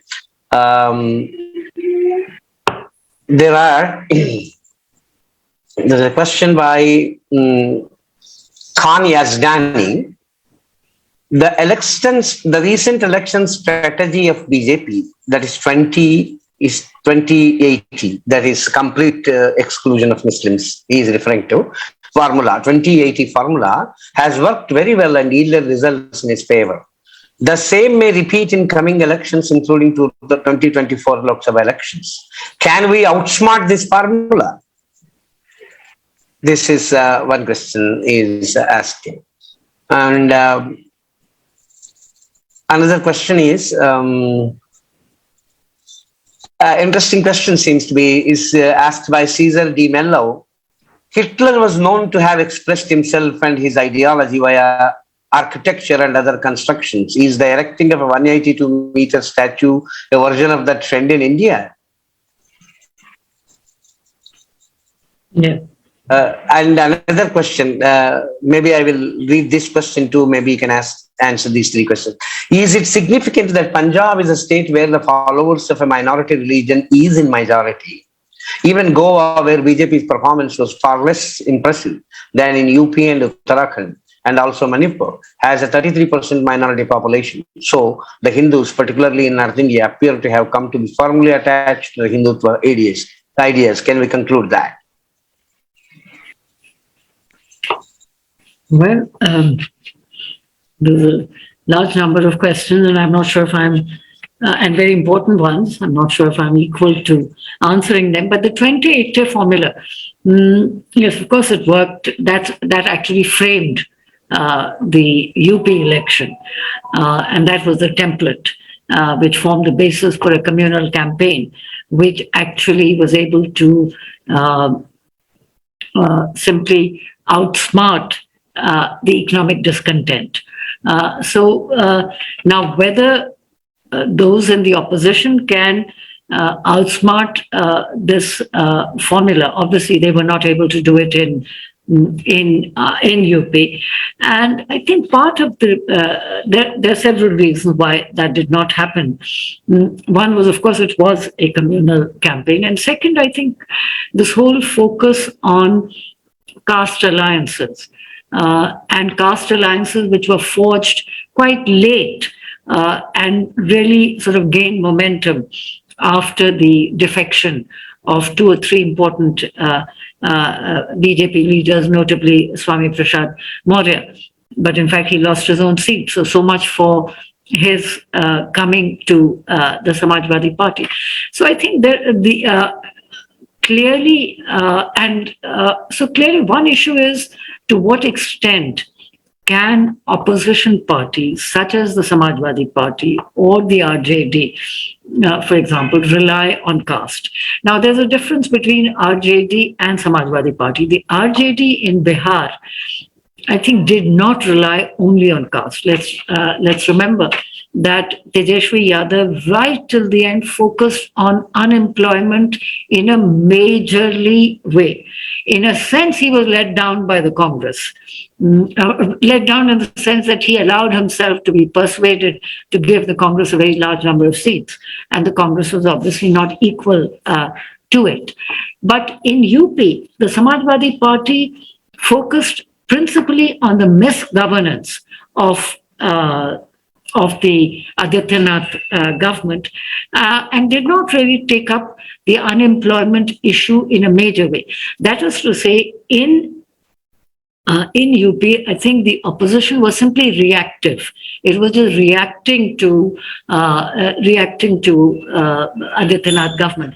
So they did not really provide a counter narrative. At least in Bihar, you could say employment was a counter narrative or formed a central part of the counter narrative. The same cannot be said in UP, where the focus was really on caste alliances. And this election has once again proved, as did 2017, 19, and 2022, that caste is not anymore an effective counter. And if we have any doubts, we have to just take a look at the UP cabinet announced a couple of days ago. 50% of the 42-member cabinet consists of OBCs and Dalits. The vast majority are Dalits, which again, as I said, is really an attempt to simply neutralize the effectiveness of the OBC card of the opposition. Now, so outsmarting them has to be, in my view, based on a non-caste formula. It cannot be focused only on caste. Now, the point about architecture, I think that's a very interesting and important point. Well, it's not just the statues. What about the central vista? The central vista is the biggest example of what you have in mind or what you are suggesting. Now, about Punjab, your point about the minority being a majority in Punjab. I mean, there are only really two such cases, two such states. One is Punjab, and the other is the sub-region of Kashmir, which is not a state anymore. And so there too, the minority is Muslims are in a majority in the Kashmir Valley. So, and indeed in Jammu and Kashmir as a whole. But obviously some changes are underway, and this whole delimitation exercise was an attempt again to neutralize that. But in a way, the Punjab example is important because AAP has succeeded in a state and has succeeded very handsomely, spectacularly in a state where actually the minority is in a majority. Now it remains to be seen whether it can be as successful in a state where the majority is the majority. So that will be a real test. We have with us Irfan Engineer. I invite him to raise this question. Irfan, please. Ji Irfan hello आदाब आदाब आदाब बहुत अच्छा lecture था very good lecture and as usual very analytical giving deep insights into the whole things that are happening.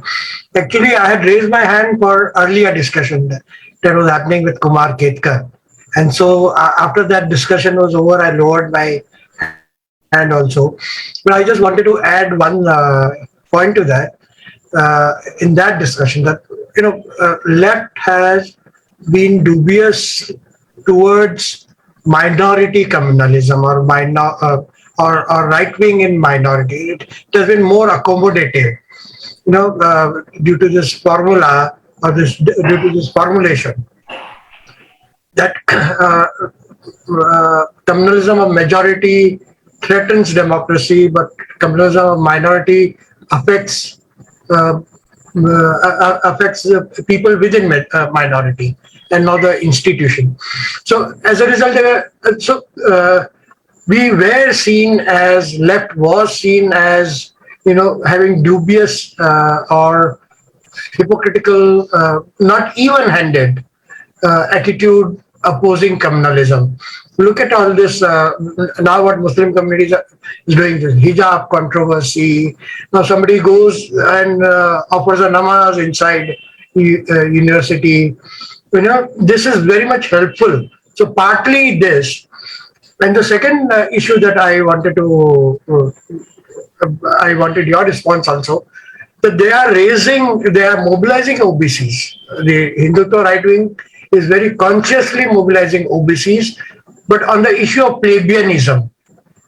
On the issue? Chaiwala, plebeian, the plebeians, posing as Chaiwala, as victims, and they're creating that victimhood of every caste. Caste heroes that resisted Muslim rule or Muslim communalism, or they are victims of Muslim communalism. This is done very in a very comprehensive manner, and all 365 days. It's not done only during elections. So Narendra Modi is posing himself as a chowkidar, as a chaiwala, as a plebeian, as a common man, washing the feet of Dalits. And this also has an appeal. I just wanted to add these things. I'm sorry if I've taken more time, but I lowered my hand because that discussion was over.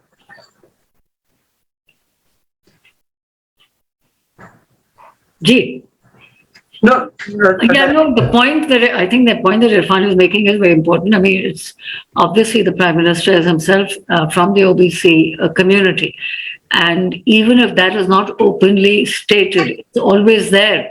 It's there in the background and it is well known. So that surely has helped the BJP in marshalling the support of OBCs. I mean, he's after all, that's one. Two, I think there was an issue of underrepresentation of what can be called lower OBCs, who were somewhat sidelined and neglected by OBC-dominated parties. So I think this dominant, non-dominant conflict within the OBCs has been taken advantage of by the BJP very, very effectively. So that is, certainly one of the reasons. And if you look at the people who have been given cabinet positions in the union cabinet, as indeed in the state cabinet, are mostly non-Yadav or let's say non-dominant OBC. Your point about elites and non-elites, of course, as with many populist movements and right-wing populist movements, such as the one that we are talking about. Surely the elite or non-elite distinction is important. There is an element of elitism, and of course, I mean, all this discussion about the Latvians elite and the English-speaking elite and so on and so forth. Now, that is certainly there, but the irony is that the elites, I mean, not only the non-elites, but the elites are also backing them. So I could understand if after this elite, non-elite distinction, the elites were somewhat wary or distant, but they're not. They are enthusiastically supporting an anti-elitist, supposedly anti-elitist party. But yes, the anti-elitism is a very, very important part of the appeal of populist parties, and including right-wing populist parties in India as indeed elsewhere. We have with us Kannan Srinivasan from New York. He wants to say a few words. Kannan, would like to add? No. Please unmute yourself. I'm trying to unmute myself, but I'm not allowed to. No. Yeah, please. Yes. Is it possible now to speak? Yeah, you're audible. Okay, fine. Oh, very good. No, I think that amazingly interesting points were made by Professor Hasan and other people who responded to her. And one that struck me was Kumar Ketkar's points, which were several and very uncomfortable issues.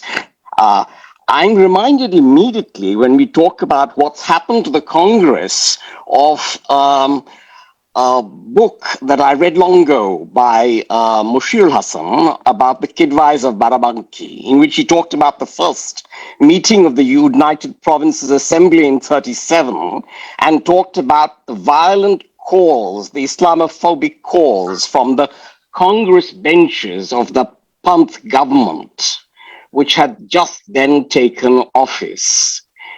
And what this, and I'm not making an argument in a sustained fashion, but it just invites the question that when one looks at the performance of those governments right then, one looks at the pogroms at partition which took place in various parts of the country, but I think particularly the ones I've written about, such as Rajputana and Gwalior, but of course also Hyderabad, which other people have written about very well, all of which involved important people in the Congress.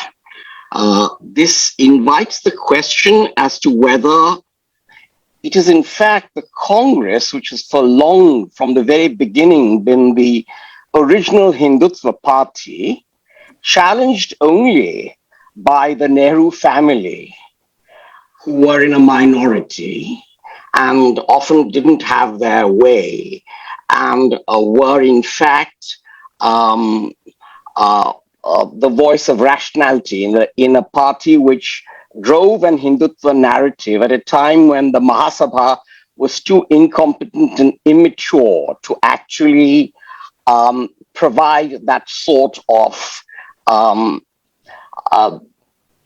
hegemony and government, until it became a situation when even as the Congress, under Congress rule, you had the greatest movement out of mass poverty, I think in any country in recent times, out of extreme poverty.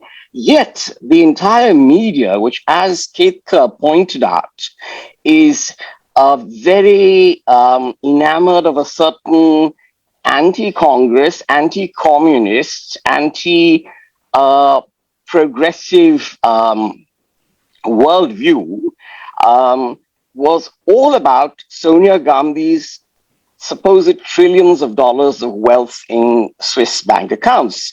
Now, this is all the rubbish that's floating around everywhere in all the media. And I know, being a South Indian Brahmin, every South Indian Brahmin over 50 spends his nights from about 11 p.m. to 2 a.m. circulating rubbish on the internet to members of either the community or of like-minded individuals around the world. And there has been virtually no media coverage of the social change which must have accompanied this economic change. It's so well before the BJP came to office, they already had hegemony. So this, I think, is an important factor in recent social developments, but it's something that stretches right back to even before the 30s. In fact, you made the point, Professor Hasan, about the fact that caste is no longer such a factor. This VP Singh and Mandal gave a breathing space for a very short period, but I think 1923 is when Savarkar first talked about how important it was to build an Hindu Ummah to counter Islam. And for that, the critical thing was to be able to build one with Dalits and other castes. So it's been a long time in the making. It's not as if, and I think a lot of bad social scientists and historians have wasted their time talking about money, Manusmriti, and so on. Actually, the BJP has been much smarter than that, because to build a fascist party, you need a mass movement. You need those numbers, and you really need what from Rosenberg to Jairus Banerjee people have talked about as a mass movement, and that's what this is, and that's why it's powered through in UP most recently, despite all these other trends. I'm sorry, I have nothing more to say. I'm just so excited by the different issues that you've raised and the possibilities that they invite for making us all rethink.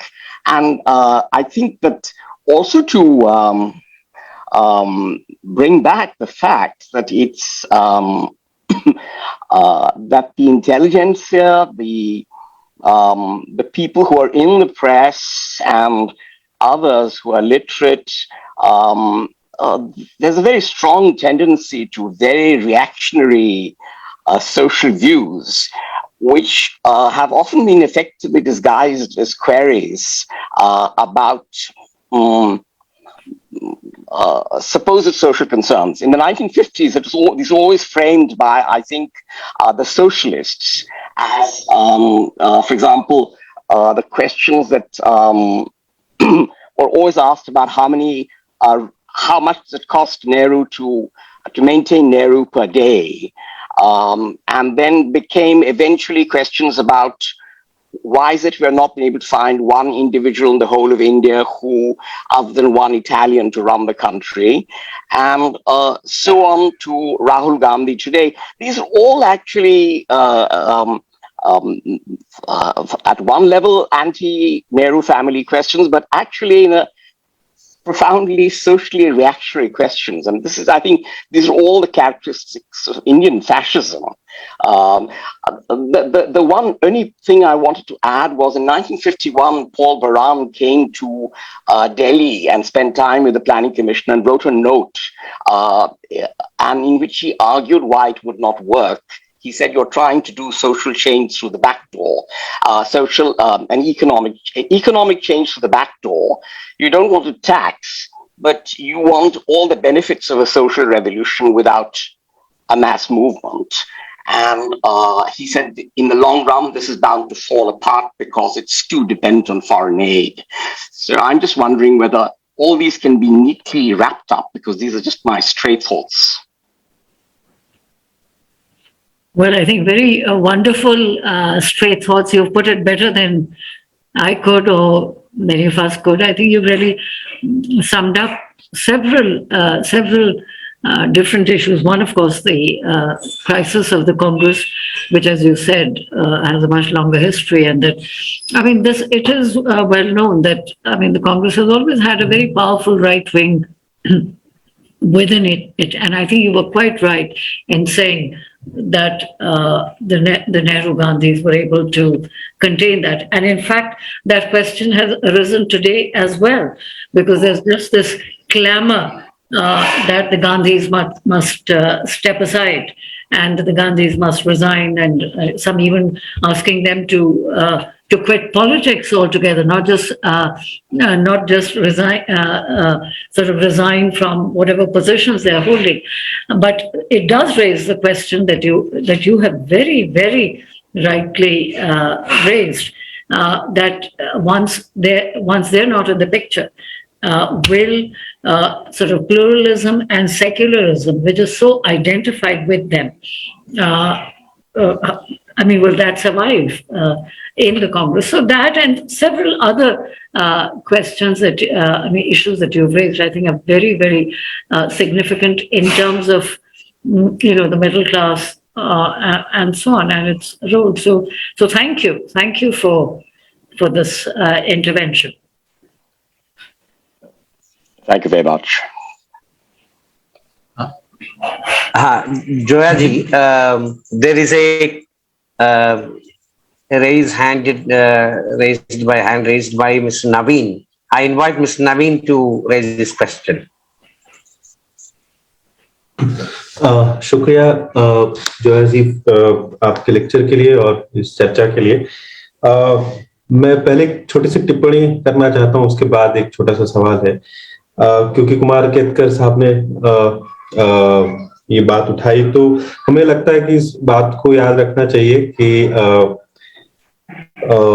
ये सिर्फ middle class या किसी विशेष सामाजिक समूह का उत्थान नहीं है जो बीजेपी या फासीवाद के संदर्भ में पहचाना जाना चाहिए। अगर तमाम तरह के सर्वे एनालिसिस और सामाजिक जो प्रोसेसेस हैं उनको देख लिया जाए, तो जो मोटे तौर पर इसको एक क्रॉस क्लास फिनोमिना मानना चाहिए, जिसमें कुमार केतकर जो कह रहे थे उसके संदर्भ में ये भी ध्यान रखा जाना चाहिए कि मजदूर वर्ग का और कामकाजी वर्ग का बहुत बड़ा हिस्सा शिफ्ट हुआ है, जिसकी वजह से ये परिवर्तन इस स्केल का दिखाई देता है। वरना सिर्फ अगर मध्यम वर्ग और लेफ्ट लिबरल को ही सारा दोष उन पे मर के अगर होती, तो फिर चुनाव में हारने का मसला नहीं होता। डिमोनेटाइजेशन के बावजूद, जिसने पूरे हिंदुस्तान में मजदूर वर्ग की जो हालत की, उसके बावजूद वो जीते, उसके बावजूद ये कहते हुए कि ये पीड़ा देश की पीड़ा है, आपकी पीड़ा नहीं है, इसलिए देश के लिए इस पीड़ा को सही है, और ये बात किसी तरह से सीप्ट हुई। तो ये सिर्फ किसी विशेष मध्यम वर्ग और लेफ्ट लिबरल पे हमला करके कोई अधिक अपनी हमें ज्यादा कुछ विश्लेषण इससे मिलता हो, ऐसा मुझे नहीं लगता।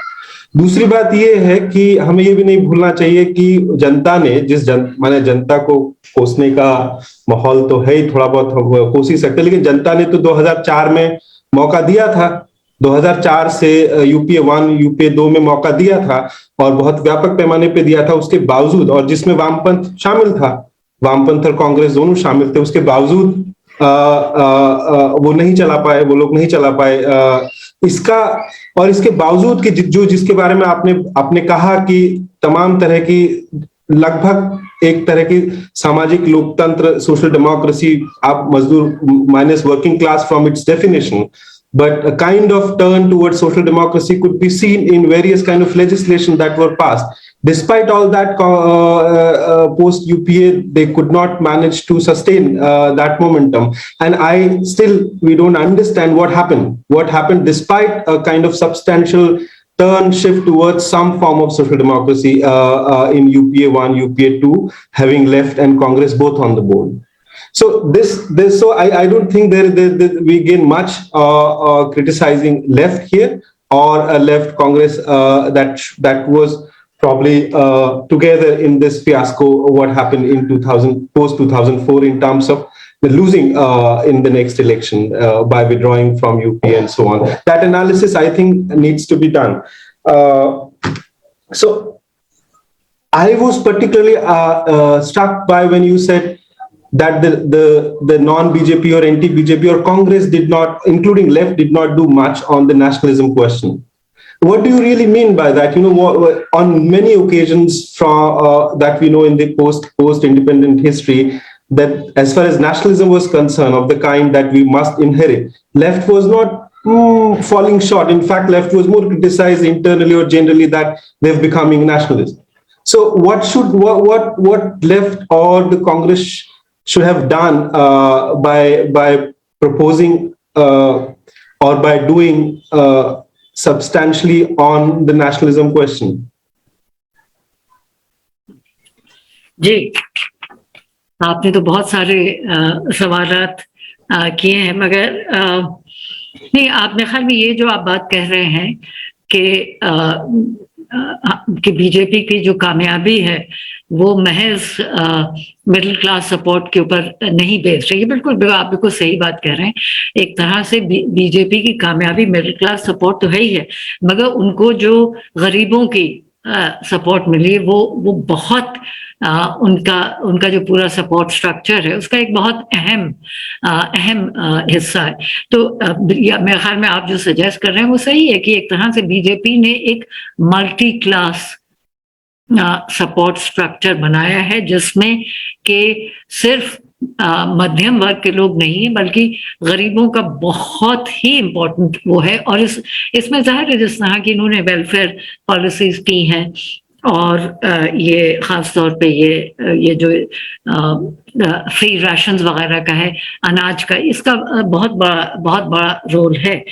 तो ये बिल्कुल आप सही कह रहे हैं कि इन्होंने एक मल्टी मल्टी कास्ट सपोर्ट है, और इनका तो बस एक ही एक्सक्लूजन है कि इनमें, और देखिए मल्टी क्लास तो कांग्रेस का भी था, मगर कांग्रेस का मल्टी क्लास और मल्टी कम्युनिटी भी था। इनका मल्टी क्लास मल्टी कास्ट है based on the exclusion of minorities. तो ये इनका एक डिस्टिंग्विशिंग फीचर है। दूसरा आपका जो सवाल था कि लोगों ने और जनता ने बहरहाल यूपी और कांग्रेस को 2 मौके दिए 2004 में और 2009 में, ये बिल्कुल आप सही कह रहे हैं। और बहुत खास तौर पे 2009 में तो इनकी सीटें 142 से 206 हो गई, बहुत सिग्निफिकेंट इंक्रीज था। मगर देखिए इसमें 2-3 चीजें हैं। एक तो ये कि उनकी कोalition गवर्नमेंट थी, और 2004 में तो कांग्रेस की खुद बहुत ही कम सीट्स थी, बीजेपी से शायद 6 या 7 सीट्स ज्यादा थी। तो वो तो एक कोalition गवर्नमेंट थी, इनकी तो मेजॉरिटी गवर्नमेंट है। इनके तो इस वक्त बीजेपी के ही खाली 304 2019 में सीट्स हैं। 2014 में भी इनकी खुद की अपनी तकरीबन 282 शायद सीट्स थी। तो एक तो कोalition गवर्नमेंट और मेजॉरिटी गवर्नमेंट के इफेक्टिवनेस में फर्क होता है।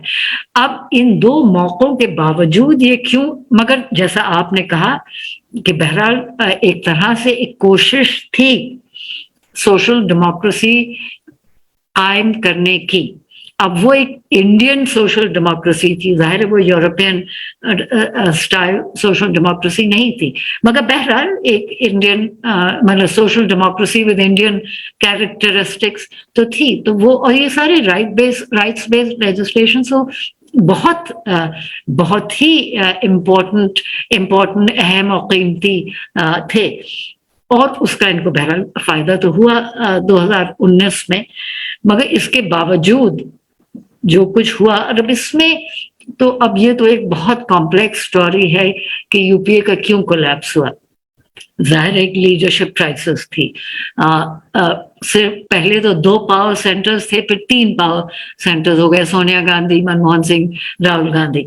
तो वो एक पूरा लीडरशिप। फिर दूसरी ये कि जो इनके अपने अचीवमेंट्स थे इसका इन्होंने क्रेडिट ही नहीं लिया जिस तरह का क्रेडिट लेना चाहिए था, क्योंकि ये नहीं तय था कि क्रेडिट किसको जाएगा, मनमोहन सिंह को जाएगा कि सोनिया गांधी और मतलब गांधी फैमिली का क्रेडिट है। तो ये सारे इश्यूज। अब आप बीजेपी को देखिए, जो चीज वो नहीं भी करती उसकी भी वो क्रेडिट ले लेते हैं।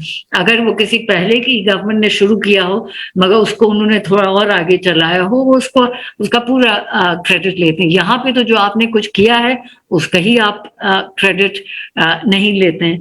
तो ये एक कम्युनिकेशन, पब्लिसिटी, प्रोपेगेंडा जो आजकल इतना अहम है, सोशल मीडिया जो इतना है, इन सब चीजों में तो बिल्कुल ही मतलब कांग्रेस और ऑपोजिशन पार्टी जिसको कहते हैं फिसड्डी, इनके बीजेपी के मुकाबले में बीजेपी सबसे आगे, ये लोग सबसे बिल्कुल ही पीछे हैं। और अब जाके थोड़ा बहुत सोशल मीडिया में प्रेजेंस है, डेफिनेटली प्रेजेंस है कांग्रेस का, मगर फिर भी कोई मुकाबला नहीं कर सकते क्योंकि आपके पास वो रिसोर्सेज नहीं है जो इनके पास है, और जो इनके पास मनी पावर है, मीडिया पावर है। तो वो तीसरे ये कि कांग्रेस में खुद इतने, जैसा मैंने कहा, इतने डिफरेंसेस थे, और जैसा आपने खुद ही कहा लेफ्ट विड्रॉल जो हुआ और जिस वजह से हुआ वो जाहिर उसने तो पूरे यूपीए को वीकन किया, क्योंकि लेफ्ट की प्रेजेंस की वजह से एक कोहेरेंस था, एक तरह की कोजेंसी थी यूपीए में, और उनके जाने के बाद वो कोहेरेंस और कोजेंसी तो रही नहीं यूपीए में। तो वो सारे, और लेफ्ट ने एक डायरेक्शन दिया था, एक प्रोग्रेसिव डायरेक्शन दिया था। अब वो जब चले गए तो फिर तो अब फिर करप्शन तो बहरहाल एक बहुत बड़ा इशू हुआ।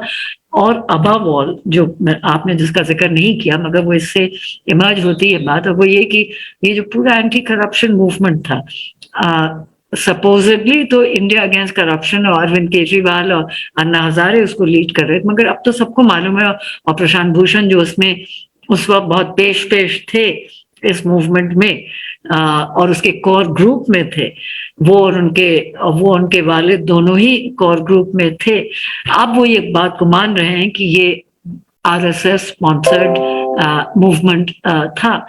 तो उसमें तो ये आरएसएस का तो बहुत बड़ा रोल था इनको डीलेजिटिमाइज करने में, और उस एंटी करप्शन मूवमेंट ने एक तरह से ग्राउंड प्रिपेयर किया, मतलब गेट खोल दिया, यूं कहिए कि गेट्स को खोल दिया बीजेपी के अंदर एंटी करप्शन मूवमेंट ने गेट्स को खोल दिया बीजेपी के अंदर आने के लिए। जहां तक नेशनलिज्म का सवाल है, हम ये नहीं कह रहे थे कि नेशनलिज्म में कोई रोल नहीं रहा है, मगर बीजेपी ने जिस तरह से हिंदू नेशनलिज्म और Indian nationalism which is inclusive nationalism, जिस तरह से उसको कॉन्फ्लेट किया है कि अब कोई ये नहीं कहता है कि बीजेपी हिंदू नेशनलिस्ट है, वो तो नेशनलिस्ट पार्टी ही उसको कहा जाता है। तो वो उसको जो है मेरे ख्याल में जिस तरह से काउंटर करना चाहिए था कम से कम कांग्रेस को, वो उन्होंने नहीं किया, और एक तरह से नेशनलिज्म का मैदान बिल्कुल तकरीबन छोड़ दिया जब ये इसमें बीजेपी इसमें आगे हो गई।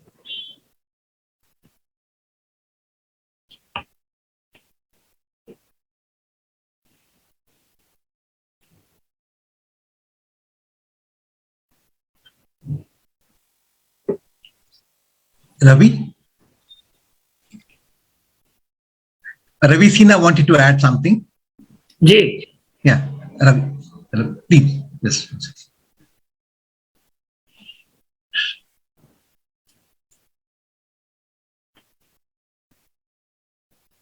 Ravi, please. I'm sorry, this net is a big issue.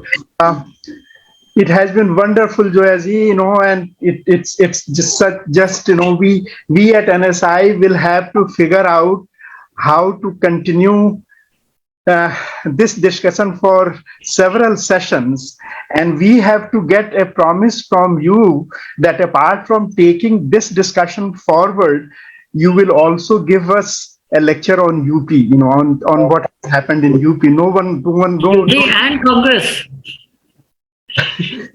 UP and Congress party. Yes. We would really, be looking forward to that. Subhash will coordinate with you so that we can have that discussion too. Today, I think, it has such large questions are on the table, and you have done such a wonderful job. I always say that there is this big puzzle that I call Michael Walzer's, a Princeton theorist, his puzzle, that many of the national liberation movements in third world were led by progressive forces like Nehru in our case, and in 30 or 40 or 50 years, he gives example of several countries that the right wing and the bigoted and reactionary forces come to power, and they come to power through democracy. So the democracy that is established by progressive liberal bourgeois forces, that in 30 or 40 years in these societies are taken over by the exact opposite, the communal fascist reactionary forces. And that's really a puzzle, and that's, in my mind, that always points towards the longer term strategy and the longer term challenge about how politics changes a society, that part. And I think that requires much longer discussion with you, because you could teach us, you could enlighten us on such issues. The other point that you raised, and which Ketkar Sahab raised, is about decline of left, and that's a very large issue, and we in NSI discuss in many different ways. And in a way, NSI is often castigated more by leftists than by others, because most of the things that we tentatively say in NSI goes against the traditional 20th century kind of left that we are products of. So that's again is a very, very deep and very large question we need to discuss. One aspect that you brought, that itself is a question in my mind, that often globalization, liberalization, privatization, this whole global wind change, starting with Reagan Thatcher phenomenon, that is often pointed out as the cause of decline. But I don't know why that succeeded. Why did welfare state, why did the progressive welfare, social welfarism and social democracy, of which Western Europe, in post-war Western Europe, that was the example. Why did that run into problem? Why did crisis arise for that? I am no expert, but I don't see an explanation of that. Why was it so easy for Reagan and Thatcher to become so dominant and start an era that goes on and on and on? And the point that was made about UPA and UPA collapse, I consider UPA as an exception in a time where right wing was, in any case, was on ascendance. And yes, since things had not been put in place properly by the right wing in India, that is why UPA got a chance. UPA, even if it succeeded, UPA had no future. So there is a larger problem globally facing into our eyes, and there is a larger problem socially in India facing into our eyes, that we do not know how to counter the foundational slogan of Hindutva with what? Because welfare doesn't work, class analysis doesn't work, workers support Trump, a large part of workers support Trump, workers support Modi, so we do not have a very easy answer. These are very deep questions, and I think, this evening we have been educated and illumined by what you have said, and we have to figure out how to have you as frequently as we can, so that we can further this discussion. Thank you so much for given how important UP is. I suppose we have to really get to the bottom of that. Yes. We will have you for UP definitely. I mean, we will fix the date with you. We will fix the date with you. Yeah. So I think with these words, I think we should conclude. It was a really exciting presentation. Many questions came up before us, and Ravi has rightly drawn the right conclusions. So we'll try to coordinate with you earliest, so that we can continue the conversation. Thanks for joining. Thanks. Great pleasure. Great pleasure. Thank you very much. Thank you. Thank you very much.